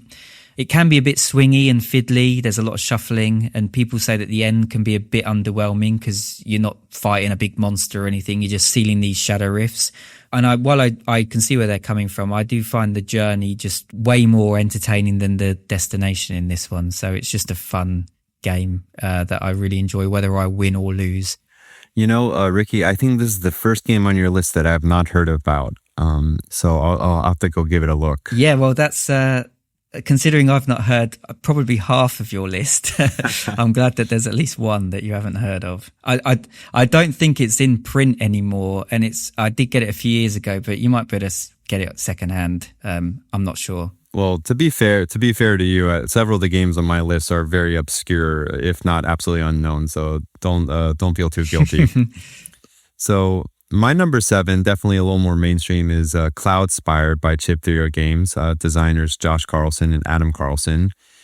This is their take, I suppose, on a MOBA, what's it called, real-time strategy, tower defense style game with several asymmetric factions. And I would say what all their games are known for, with their very high-quality poker chip components. And what's the material they use for all the game boards and things? Neoprene, isn't it? Thank you. Yes. Yeah. The neoprene, map boards and so on. So without a doubt, the toy factor with this game is through the roof. This was not a cheap purchase, but in terms of strategic depth, really interesting factions and gameplay, and I think for me, like the spires, which is like the tower defense part, is really cool. Certainly one downside is the gameplay itself is quite straightforward and procedural. That part isn't too difficult, but they're kind of where a lot of the depth and complexity is the keywords. So there are keywords that are unique to some of the factions, and also kind of a communal list of keywords that you just need to know. Now, of course, it's not like you have to memorize or know all these to play the game all at once. They definitely come out in waves, but that does make it, the first few plays are definitely a little more challenging. But I got to play this against another opponent for the first time. I want to say maybe a month ago, which was awesome. So that really, I think, bumped this up. This was falling down the list a little bit just because I was only able to play it solo. And that 1v1 play really bumped it up in my estimation. So I really look forward to playing this again soon. This is a cool looking game that I probably will never get, but I can appreciate it for what it is. Yeah, I mean, definitely. I would say it definitely kind of goes against a lot of the minimalist principles and character and qualities we talk about, but just one of those special games that I enjoy a lot, and I'm happy to have it in my collection. For sure, yeah. And I don't think games have to be minimalist. I know we're the tabletop minimalist. I think our philosophy is about keeping a smaller collection, but by all means have games that, some games that just have a lot going on. My number 6 was my number 1 for a long time, but it's dropped not because of any negatives on the game, but just because I'm interested in the ones ahead of it a little more at the moment. This is Newsfjord by Uwe Rosenberg. This is, I think Richie on Punchboard Paradise put it perfectly. It was on his top 25 when they did it recently, and he said it basically distills or compacts all of the goodness from a Uwe Rosenberg game into a smaller, tighter, quicker to play package.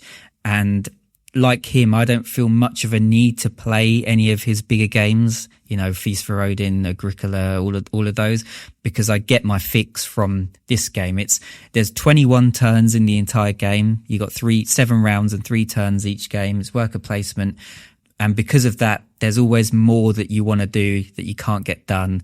It's got a bunch of buildings that come out at the start of the turn at the start of the game. And I think there's 3 decks in the base game, and there's 5 with the expansions. So while there's plenty of variability there, it's also not too much for me that I can start to see strategies and see how cards work together a bit faster than, say, if it had hundreds and hundreds of cards. But yeah, it's just a really tight experience. It's quick. I often play this back-to-back best of 3. And in fact, the solo mode actually encourages you to do that. And it's got a great solo mode. So yeah, just a great game that's really held on for me over the years. And even though it's dropped a bit, I still really do enjoy it. What's really interesting is of all the different groups that I've played games with here in Taiwan, no one, it seems, at least in my immediate gaming community, seems to play or like Rosenberg games. So I owned Aura et Labora and Caverna for a time, and just always struggled to get those games to the table with some of my gaming partners. So yeah. At least in this season of my life, it just hasn't been able to make it happen. But I think when my kids are a little bit older and maybe we start playing games together, I think something like this or Agricola or Caverna might be fun to play with them. I think so, yeah. For me, Uwe Rosenberg, I think because this was my number 1 for so long, I was like, I should play. I have played a couple of his other games, but I always thought, I should get more of his games, but none of them really, because there were bigger games and more, a lot more going on. I just preferred the more distilled nature of this one. But he's a very well-regarded designer for sure. Oh, without a doubt. So my number 6 is Uprising: Curse of the Last Emperor. This, without a doubt, is probably the most indie game in my collection, and also the most epic game in my collection. The designers here are Dirk Sommer and Pavel Mazur. And in this game, let me just take a step back. what makes this game really interesting and very unique, as far as I know, is that this is a 4X co-op game. And in this game, players cooperate as rebel factions, where they're expanding, exploring, and battling not one, but two very powerful AI-controlled enemies, while also managing, let's just say, asymmetric. I mean, these rebel factions are asymmetric. So there is some mild asymmetry. And similar to Cloudspire and Chip Theory games, this game has amazing component quality and toy factor. I also want to give a shout out to the publisher, because I'm on their Discord, and just in terms of a publisher, an indie publisher that really interacts and engages with their gamers, takes the feedback and incorporates it into their expansions, these guys are top notch. So really, in that regard, is really great. I would say probably the one aspect of this game that's most polarizing is the level of output randomness in the games in terms of the combat rolls. So I think for pure Euro gamers who don't want any randomness in their game, this is going to be a tough pill to swallow. In terms of, you have your combat, you roll your dice, and then you roll the dice for the AI opponents, and that's how it resolves. So sometimes luck will just, spit in your face, and you're SOL, as we say. If it was just like that in a regular game, or troops on a map game, then yes, I think this game would not be as high. But I think the reason why it works and why I find it tolerable in this game is that essentially this game is a David versus two Goliaths type of dynamic. And I think the fact, in terms of the theme of this game, because a quick background story on the design process of the game, is that these designers, the world that this game takes place in was, I think they had their own RPG. Cool. They kind of designed this own world, fantasy world, for their own RPG game before they designed this game. So to really evoke the sense of this David versus Goliath, I think the fact that every combat is brutal and punishing, and you might just get out through the skin of your teeth, it really comes through. So for me, yes, there's a lot of output randomness. There's also a lot of tools in the game to mitigate that randomness, and the designers and publisher really took a lot of the feedback to provide more and more tools for that. So really cool game. I've only played it once, but that one game experience was amazing, and I really look forward to playing again soon. This sounds great. Yeah. What player counts have you played, and what's it best at? So we played it at 3. Okay. It apparently it does have a solo. I don't think this is the type of game I would want to play solo. It can play 2 to 4. I probably would want to play this 3 or 4 players. Right. Yeah. Yeah. Fair enough. Right. My number 5 is Keyflower by Richard Breeze. This is, I think, really a masterpiece in terms of design, in the sense that the component amount to gameplay ratio is crazy in this. And this is why I asked about Reef Encounter earlier. I wanted to know how, not minimalist, but how simple the rule set was compared to the gameplay. Because in this sense, I think it's crazy. You basically, if you were to see it laid out on the table, you might think it's a bit like Carcassonne or even what's that? Cascadia, something like that. It's just a bunch of tiles and a bunch of meeples, but it's a really mean, in your face auction game, in a sense, with worker placement involved. And you're either bidding on these tiles to add them to your village, or you're putting your workers on the tiles to activate them. But all your workers are behind a shield, and you have 3 different colors, red, blue and yellow, and you don't really know what your opponent's got. So when you're bidding, you're kind of guessing, do they have a lot of blues? If they've got a ton of blues, I don't want to bid with my blues there if I really want this, because they'll just outbid me. And likewise, if I know that they've not got many yellows, I can be a bit more liberal with how I use my yellows and things like that. And what's really cool is when you can use each other's villages, when you add tiles to your villages, but when you do, they get to keep your workers that you use. So there's this really interactive trade-off of the game where it feels kind of like, for want of a better word, a chess match in terms of you're playing your opponent as much as you're playing the game systems as well. And yeah, it's actually my dad's favorite game. So we play this a lot, 2-player, and it's just really fun. Really enjoy it.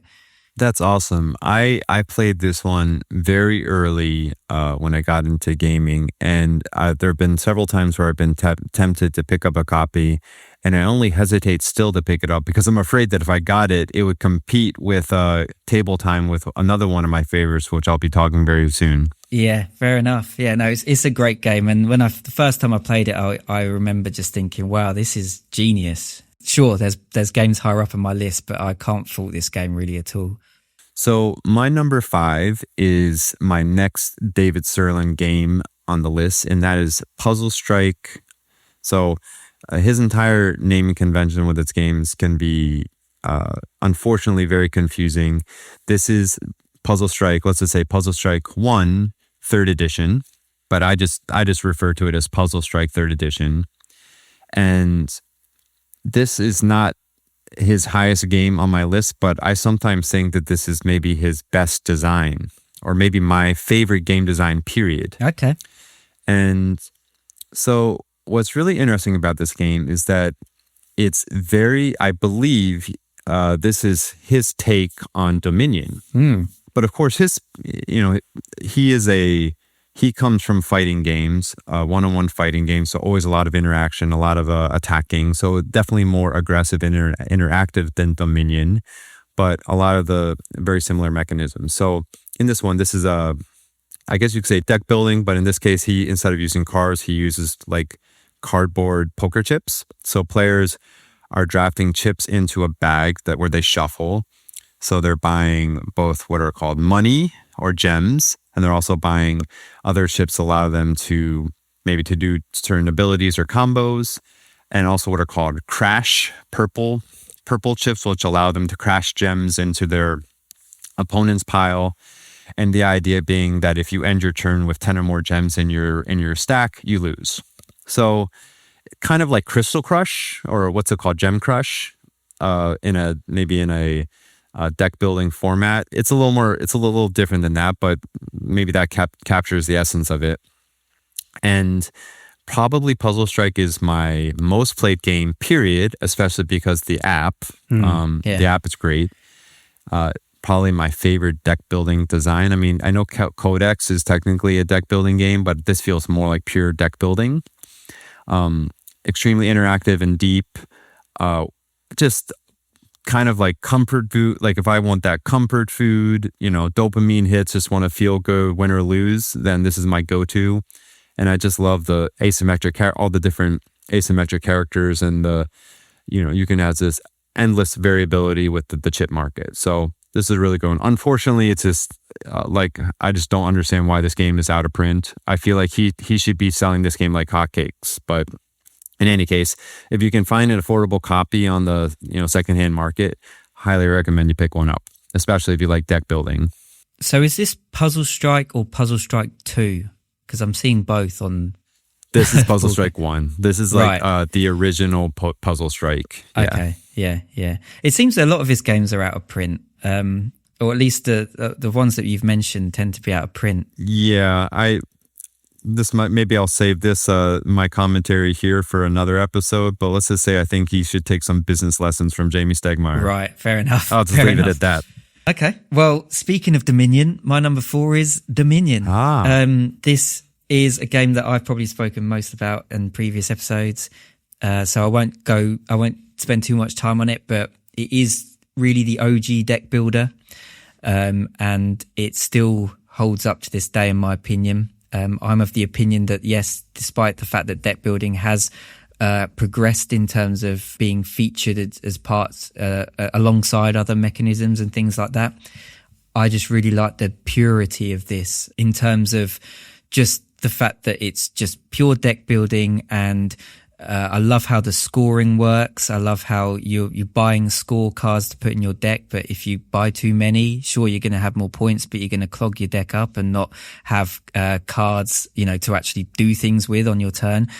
It's got tons of variety and tons of expansions, but I generally have only played with 4 or 5, I think, in total. And they're the simpler ones that don't add too much to it, because I just love how distilled the gameplay is. And even though there is a lot of variety, and I know we talked on our podcast last time about how variety versus doesn't necessarily always mean replayability. What I like about this is that, sure, there's different cards set up each time, but they're the cards you're using, and you can sit there, look at them and plot what you're going to do for each game. So yeah, just a really great game that kind of took me by surprise by how much I liked it when I first played it. But yeah, really, really great game, Dominion. Yeah, that's also another one of the games on your list that I played several years ago once. I enjoyed my one play of it. I don't know if it's something I'd want to return to, but I enjoyed that one play for sure. Yeah, cool. So my number 4, you mentioned Shadow Rift. I think, was there one other one? And I think it was Mistfall. Yeah. So my number 4 is Mage Knight. Ah, yes. By Vlada Chvátil, publisher. At least I have the Ultimate Edition with WizKids. So I feel like this game doesn't need too much introduction, but obviously you're playing a Mage Knight who's exploring a fantasy world. There's some deck building, I suppose, where you're building up a deck of abilities, you're leveling up with the ultimate goal of defeating enemies and conquering cities. So this is, without a doubt, my favorite solo game. I'm not huge on solo gaming. For me, the most fun aspect of gaming is sitting at a table with other people and, the interaction and above the table talk and whatnot. Yeah. But, yeah.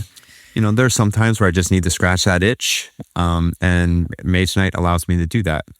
I've tried a few multiplayer games of this as well, but I really feel strongly that this game is just meant to be played solo. Yeah. For sure, I think the theme is there, but it definitely feels a little more mechanical than thematic. But I think what I enjoy about this game so much is that it kind of allows me to relive my youth playing the Final Fantasy games, like Final Fantasy VII, Final Fantasy VIII. It really feels like that in some ways. So it just has this really extremely satisfying leveling up and power arc. And what's cool about it is, compared to bigger campaign games of the modern day, is that you can really kind of squeeze this power arc and experience into like a 2-3 hour 4 hour time frame. So that's Mage Knight. This is the one game that I've looked at the most and watched playthroughs of the most and never bought, mainly just because like you say, 2 hours I could deal with, but if it got to 3 to 4 hours, I don't really have the ability to leave a game set up where I am. So that's the only reason why I've not got it. But I'd love to play it for sure. Yeah, I mean, I think for your use case, it might be the type of thing, where you set it up, pour yourself a cup of coffee or tea on a Saturday morning and just crank it out, for a 3-4 hour session. That's kind of how I do it. But yeah, highly recommended. My number 3 is Great Western Trail by Alexander Pfister. This is I think it's fair to call it a bit of a Euro classic, or at least a modern classic. I love the core gameplay in this of building your hand of cattle cards, which you're then going to sell to different cities, and working your way up this track. And as you work your way up this track, you're trying to manage your hand. Doubles are useless in this game, so you're trying to filter through your deck of cattle cards to get the best, highest point value that aren't doubles, then sell that to the different cities. And then on top of that, you can build extra buildings along the routes. And there's just so many different avenues of like strategies you can try. In the base game, I think it's while I don't think it's necessarily overpowered, I do think it's easiest. The easiest strategy is to buy loads of cattle and just do it that way. There's also the building strategy and the train strategy. And I think the Rails to the North kind of balances that out a little bit. So I do think that's great. I haven't played any of the additional versions because there's like Argentina and there's New Zealand now. I like the base game. I'm quite happy as it is. I don't think I need to add much more to that concoction, I suppose. But yeah, just a really solid Euro game that I'm pretty much always in the mood to play. So I will never turn a game of this down.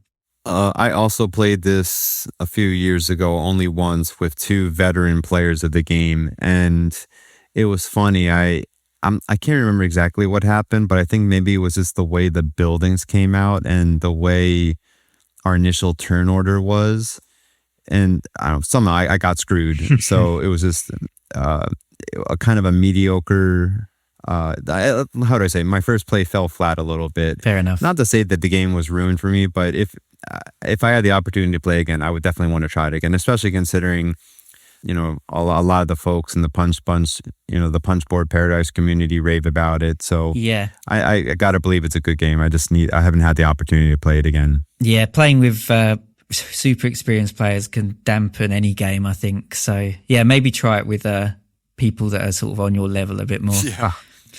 So my number 3 is probably the newest game probably one of the newest games in my top 10. It's Yomi 2 by David Sirlin.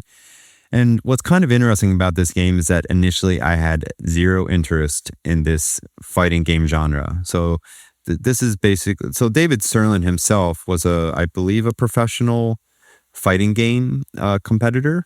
I think like Street Fighter. So this is basically his take on his application of the fighting game genre in card format. And so initially I wasn't interested in this all, but he is my favorite designer, and I know this is a Yomi 1 or OG Yomi was one of his, if not one of his most popular games.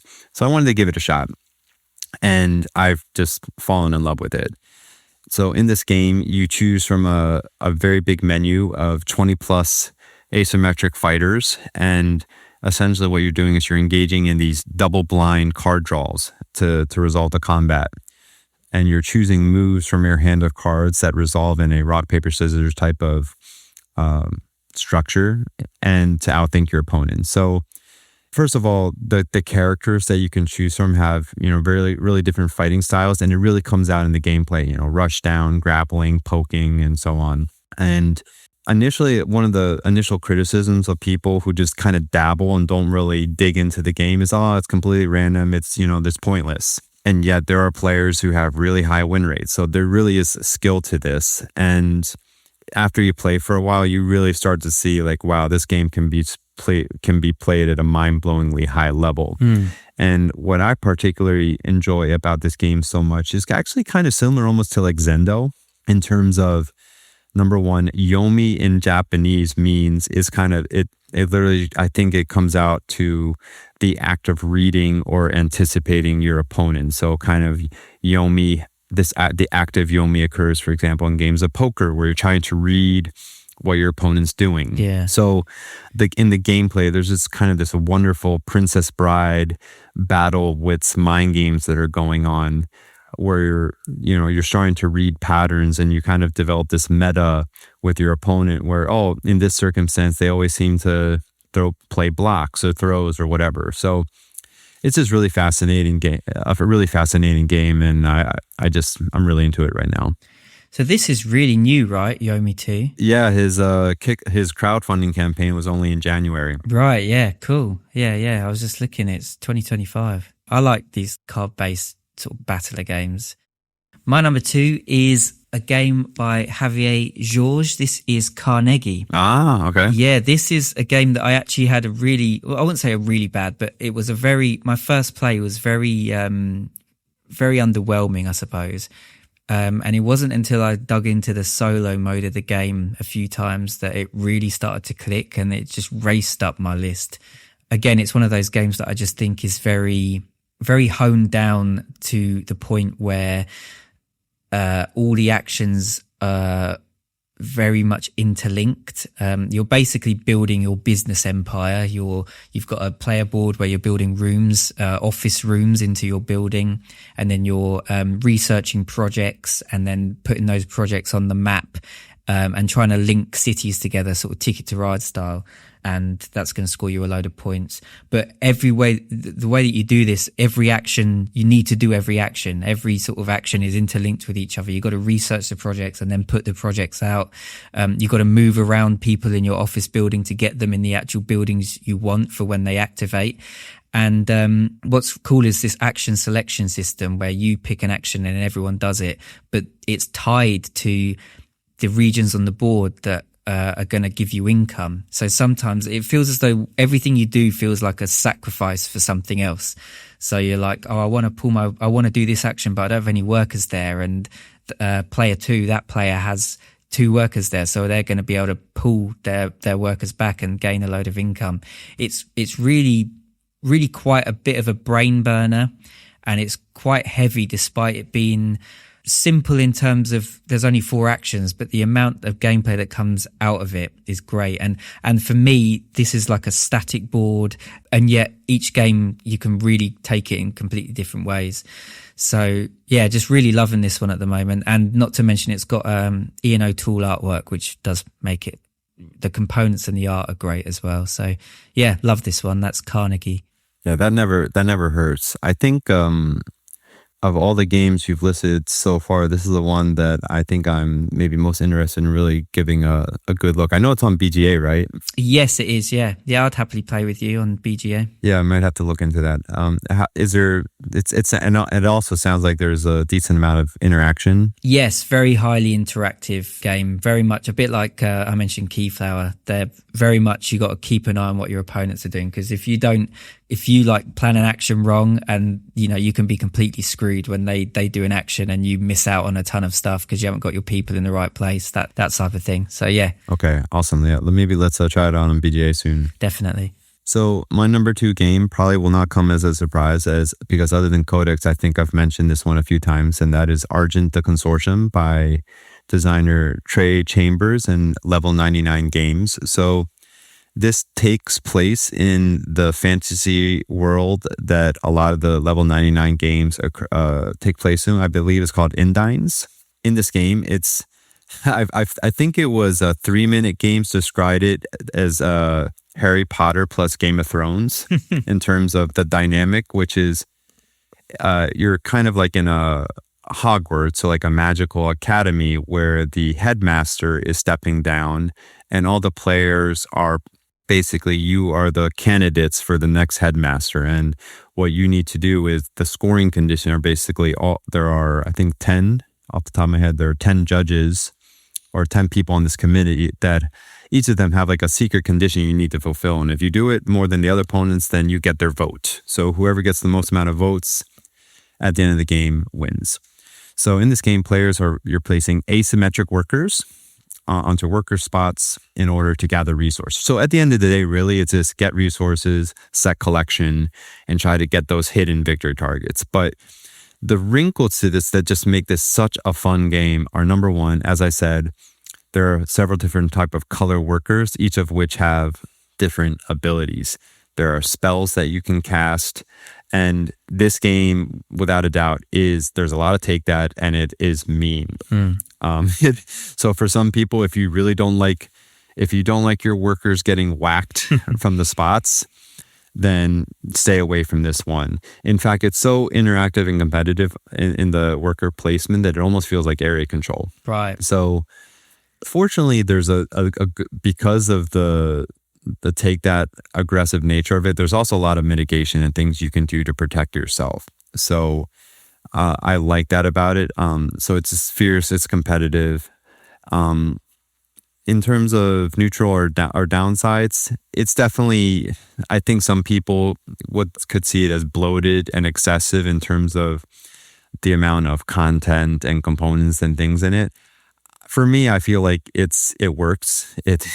I think it just works for me. It's extremely variable in terms of the different, the player boards are all different rooms of the academy. They're double-sided and you're not using them every game. So like the layout of every game can be really different. Without a doubt, this is definitely not a minimalist design, but I just feel like this is one of those worker placement Euro games that is just criminally underrated and not talked about nearly enough. This is just like one of those Euro games I want to get to the table more and more.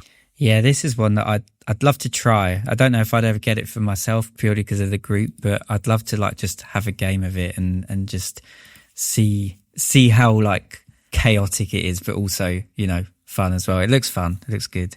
All right, now we're down to number 1. Number 1, I know what yours is, and I had an idea what your number 2 is as well, but my number 1 could have been, to be honest, my number 1 and 2, I was alternating a lot. And then I thought, do you know what? Right now, I'm just going to go with this order. And I don't think it's going to be many people's number 1s, but it's just a game that I really love. This is Gugong. Okay. By Andreas Stedding. So this game, it's one of those Euros that I really like, where that it just feels like there's no added fluff to it. It's just very, very just honed down to a T in terms of the gameplay. There's only 4 rounds, and you basically have 4 actions each round. You can get more cards to give you more actions, but the max you're going to get is 6 each round, and that won't be until later in the game generally anyway. So every action really counts in this game. And it's got this really cool gift swapping system where you have a hand of cards and you're swapping the card with the one on the board, and the number has to be higher in order you to do the action on the board. But the one you get from the board goes in your discard pile, and that's going to become your cards for the next round. So you've really got to consider not just what action you want to take, but what cards you want to take. And then also there's these dice at the top of the board that you're trying to match the cards that you take with in order to score points and get assistance back, which are basically the only resource in the game which are going to allow you to do these actions. So everything is a consideration in this game. And if you play with higher players, it can be really sort of tense and interactive because everyone's swapping the cards on the board. So it becomes really tactical, but it also works really well at lower player counts. In fact, I've played it most at 2, and it works great at 2. I like how it's got enough going on that there's loads of different ways you can explore the game and react to the game based on how it pans out. Like, it's not a game where you can just be like, oh, I'm going to do this game, because the game's going to throw up barriers that you're going to have to try and get around, and trying to figure out how to get around those barriers and get what you need to get done is just really fascinating. So you really are sort of, the game kind of feels a bit like another player in this. And it's just really, really tight gameplay where every move I'm just like completely dialed in and engaged, and it's really fast as well. You can play at least a lower player count game in about 45 minutes, so it's great for that as well. So yeah, my number 1 right now is Gugong. That's my number 1 game. Wow, Gugong. Okay, awesome. That's was it Andreas Stedding, right? Yes, yeah. Obviously, you rank it so highly. I really have to give that one a look. I had when I was getting my master's, I had a Russian classmate who owned this one, and I know he asked if I'd wanted to play it, and I think it wasn't that interested at the time, but maybe I'll have to give this one another look. Yeah, I do feel as though it's got not a bad rep. It's rated well, but I mentioned last time, and also on our blog, which I've just started, by the way, Tabletop Minimalist blog on Board Game Geek. This. A lot of people say, oh, it's not that much replayability, or it's just 7 mini games. And yes, there's not much variability, and there's 7 mini games, but the way that they interact is what creates the replayability. You don't need loads of variability to make this game replayable, I don't think. So yeah. My number 1 will come as no surprise to anyone who knows me or who's been listening since episode 1, and that is Codex by David Sirlin. Oh, I wasn't expecting that. No, I'm kidding. At least at the moment, this is just my favorite game. This is definitely kind of falls in the lines of a Magic the Gathering, like player versus player type of game. Similar to kind of what I said about Puzzle Strike being his interpretation of Dominion. This is definitely David Sirlin's interpretation of, the Magic the Gathering genre. So in this game, players are drafting cards from binders for their faction, slowly building out a deck and deploying units, spells, and heroes throughout the game in a real-time strategy-inspired card game. So, number 1, I think what makes this unique and different from Magic the Gathering is that it is RTS-inspired, in that throughout the game, you can build these tech buildings that give you access to a suite of different units that you can play. And a lot of the strategy comes is that if you can destroy your opponent's tech buildings, then at least for a turn until they rebuild those buildings, they can't play those cards. So it's a way for you to deny access to powerful units for your opponent.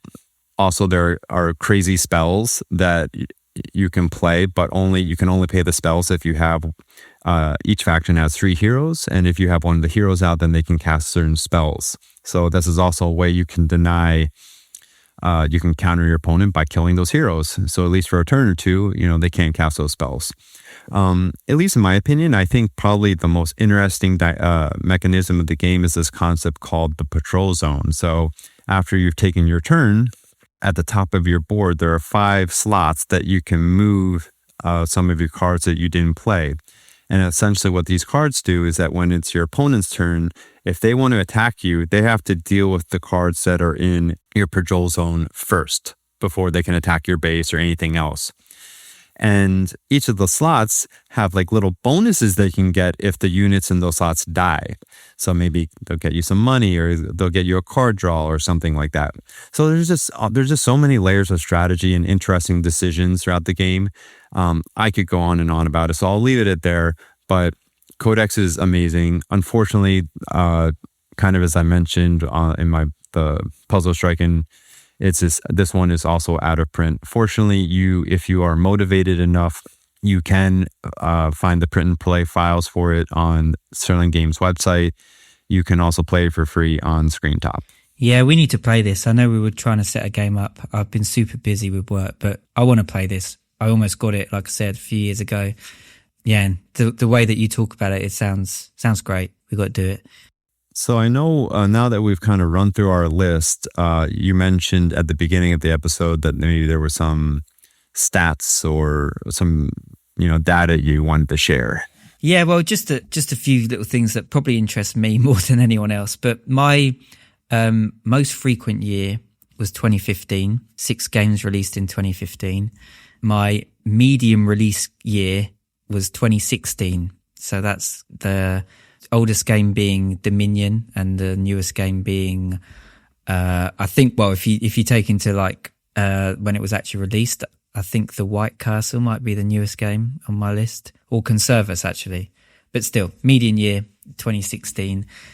And most of my games I had like 17 euros, very Euro heavy, few deck builders, 6 deck builders, 6 worker placement games, 5 sort of dice/roll and write games.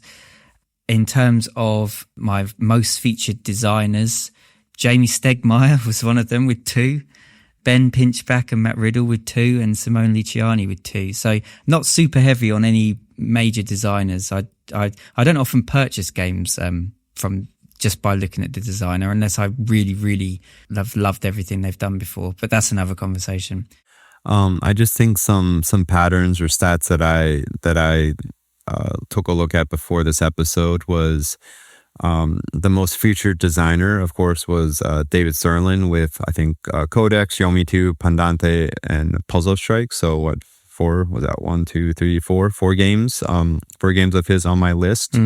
Yeah. Also Looney Labs and with Homeworlds, Alien City, Zendo. And also many, in fact, abstract games with TAC, Ghastly, Slither, Homeworlds, Battleline, Terranova, and so on. Yeah, more abstracts than I thought, actually. Yeah, I was surprised myself. I really enjoy abstracts in that they're easy to teach, they're easy to get to the table. Typically, even non-gamers will enjoy them, and they're easy to play back-to-back for a few plays in a row. And yeah, at least the ones that are on my list, I enjoy. They're the type I could play for an hour and not get tired. So, also several games with asymmetry: Codex, Argent, Puzzle Strike, Cloudspire, Yomi 2. And let's see, anything else? Not too many Euros, at least not too many traditional Euros. I think I had Ginkopolis, Great Zimbabwe, Argent, and maybe Seoul kind of fall more on that, let's just say on the Euro end of the spectrum, but really not too many. Yeah. I do feel with Euros, I can see a little trend in my preferred style of gameplay that I obviously like a lot of Euros, but I think I like quite a specific Euro that is more condensed and maybe tighter in terms of gameplay. There's obviously some cases that don't fit into that category, and I can see myself moving towards more interactive games. That's what I crave more and more. I don't often get the group together to play those types of games, but that's where I can see myself heading in future. I think a good starting point if you want to start dabbling in more higher interaction games is kind of with the positive, shared infrastructure, positive interaction games, like kind of like two on my list, Great Zimbabwe and Seoul, where it's not like you're not hurting someone else, you're using their infrastructure. Yeah. I feel like that's a good place to start because you can use that aggressively against other players, but it also allows you to kind of play a more peaceful manner if you want as well. Yeah, they both of those sound really interesting to me. So this episode's already run, I think, a little longer than we had anticipated, but I really enjoyed chatting in detail with you, Ricky, and about the games that we really love and enjoy, these top 25. Yeah, it's been great, and hopefully, if we're still going in a year's time, we can revisit and see how things have changed. But yeah, it's been. I knew a few on your list, but I didn't know all of them, and it's hopefully that gives the listeners an insight into what types of games we like. And I think we're quite. We like quite a few different styles of games compared to each other, which I think is always a good thing. So it's not just an echo chamber. Yeah, I think it's safe to say that we're very different gamers, but bonded by our shared philosophy of this, tabletop minimalism. So yeah. But I get the sense, I think next year if we do this episode again, that probably my 15 to 25 there'll be a lot of movement. I think my top 10 has been pretty static for a few years, so We'll see. Yeah, same here. Thanks very much for listening. If you're still listening, I know it's a long episode. I did briefly mention earlier, we set up the Tabletop Minimalist blog on Board Game Geek, which is going to be just a sort of a companion piece to this podcast where both of us might throw up some blog posts based on what we discussed or not discussed. And so, yeah, check us out on there. We've had some really cool comments actually on a couple of our other episodes, which I haven't got to hand now, but I might next episode read out a couple and really appreciate people contacting us about things. Yeah, that's awesome to hear. We really appreciate anyone who's been listening to our episode so far, and we look forward to putting out our next episode very soon. So thanks, everyone. Yeah, thanks, everyone, and see you next time. You've been listening to The Tabletop Minimalist. If you enjoyed the show, maybe leave us a review and follow us on our Instagram at The Tabletop Minimalist. You can also drop us a line at hello@thetabletopminimalist.com. Thanks for listening, and until next time, so long and happy gaming.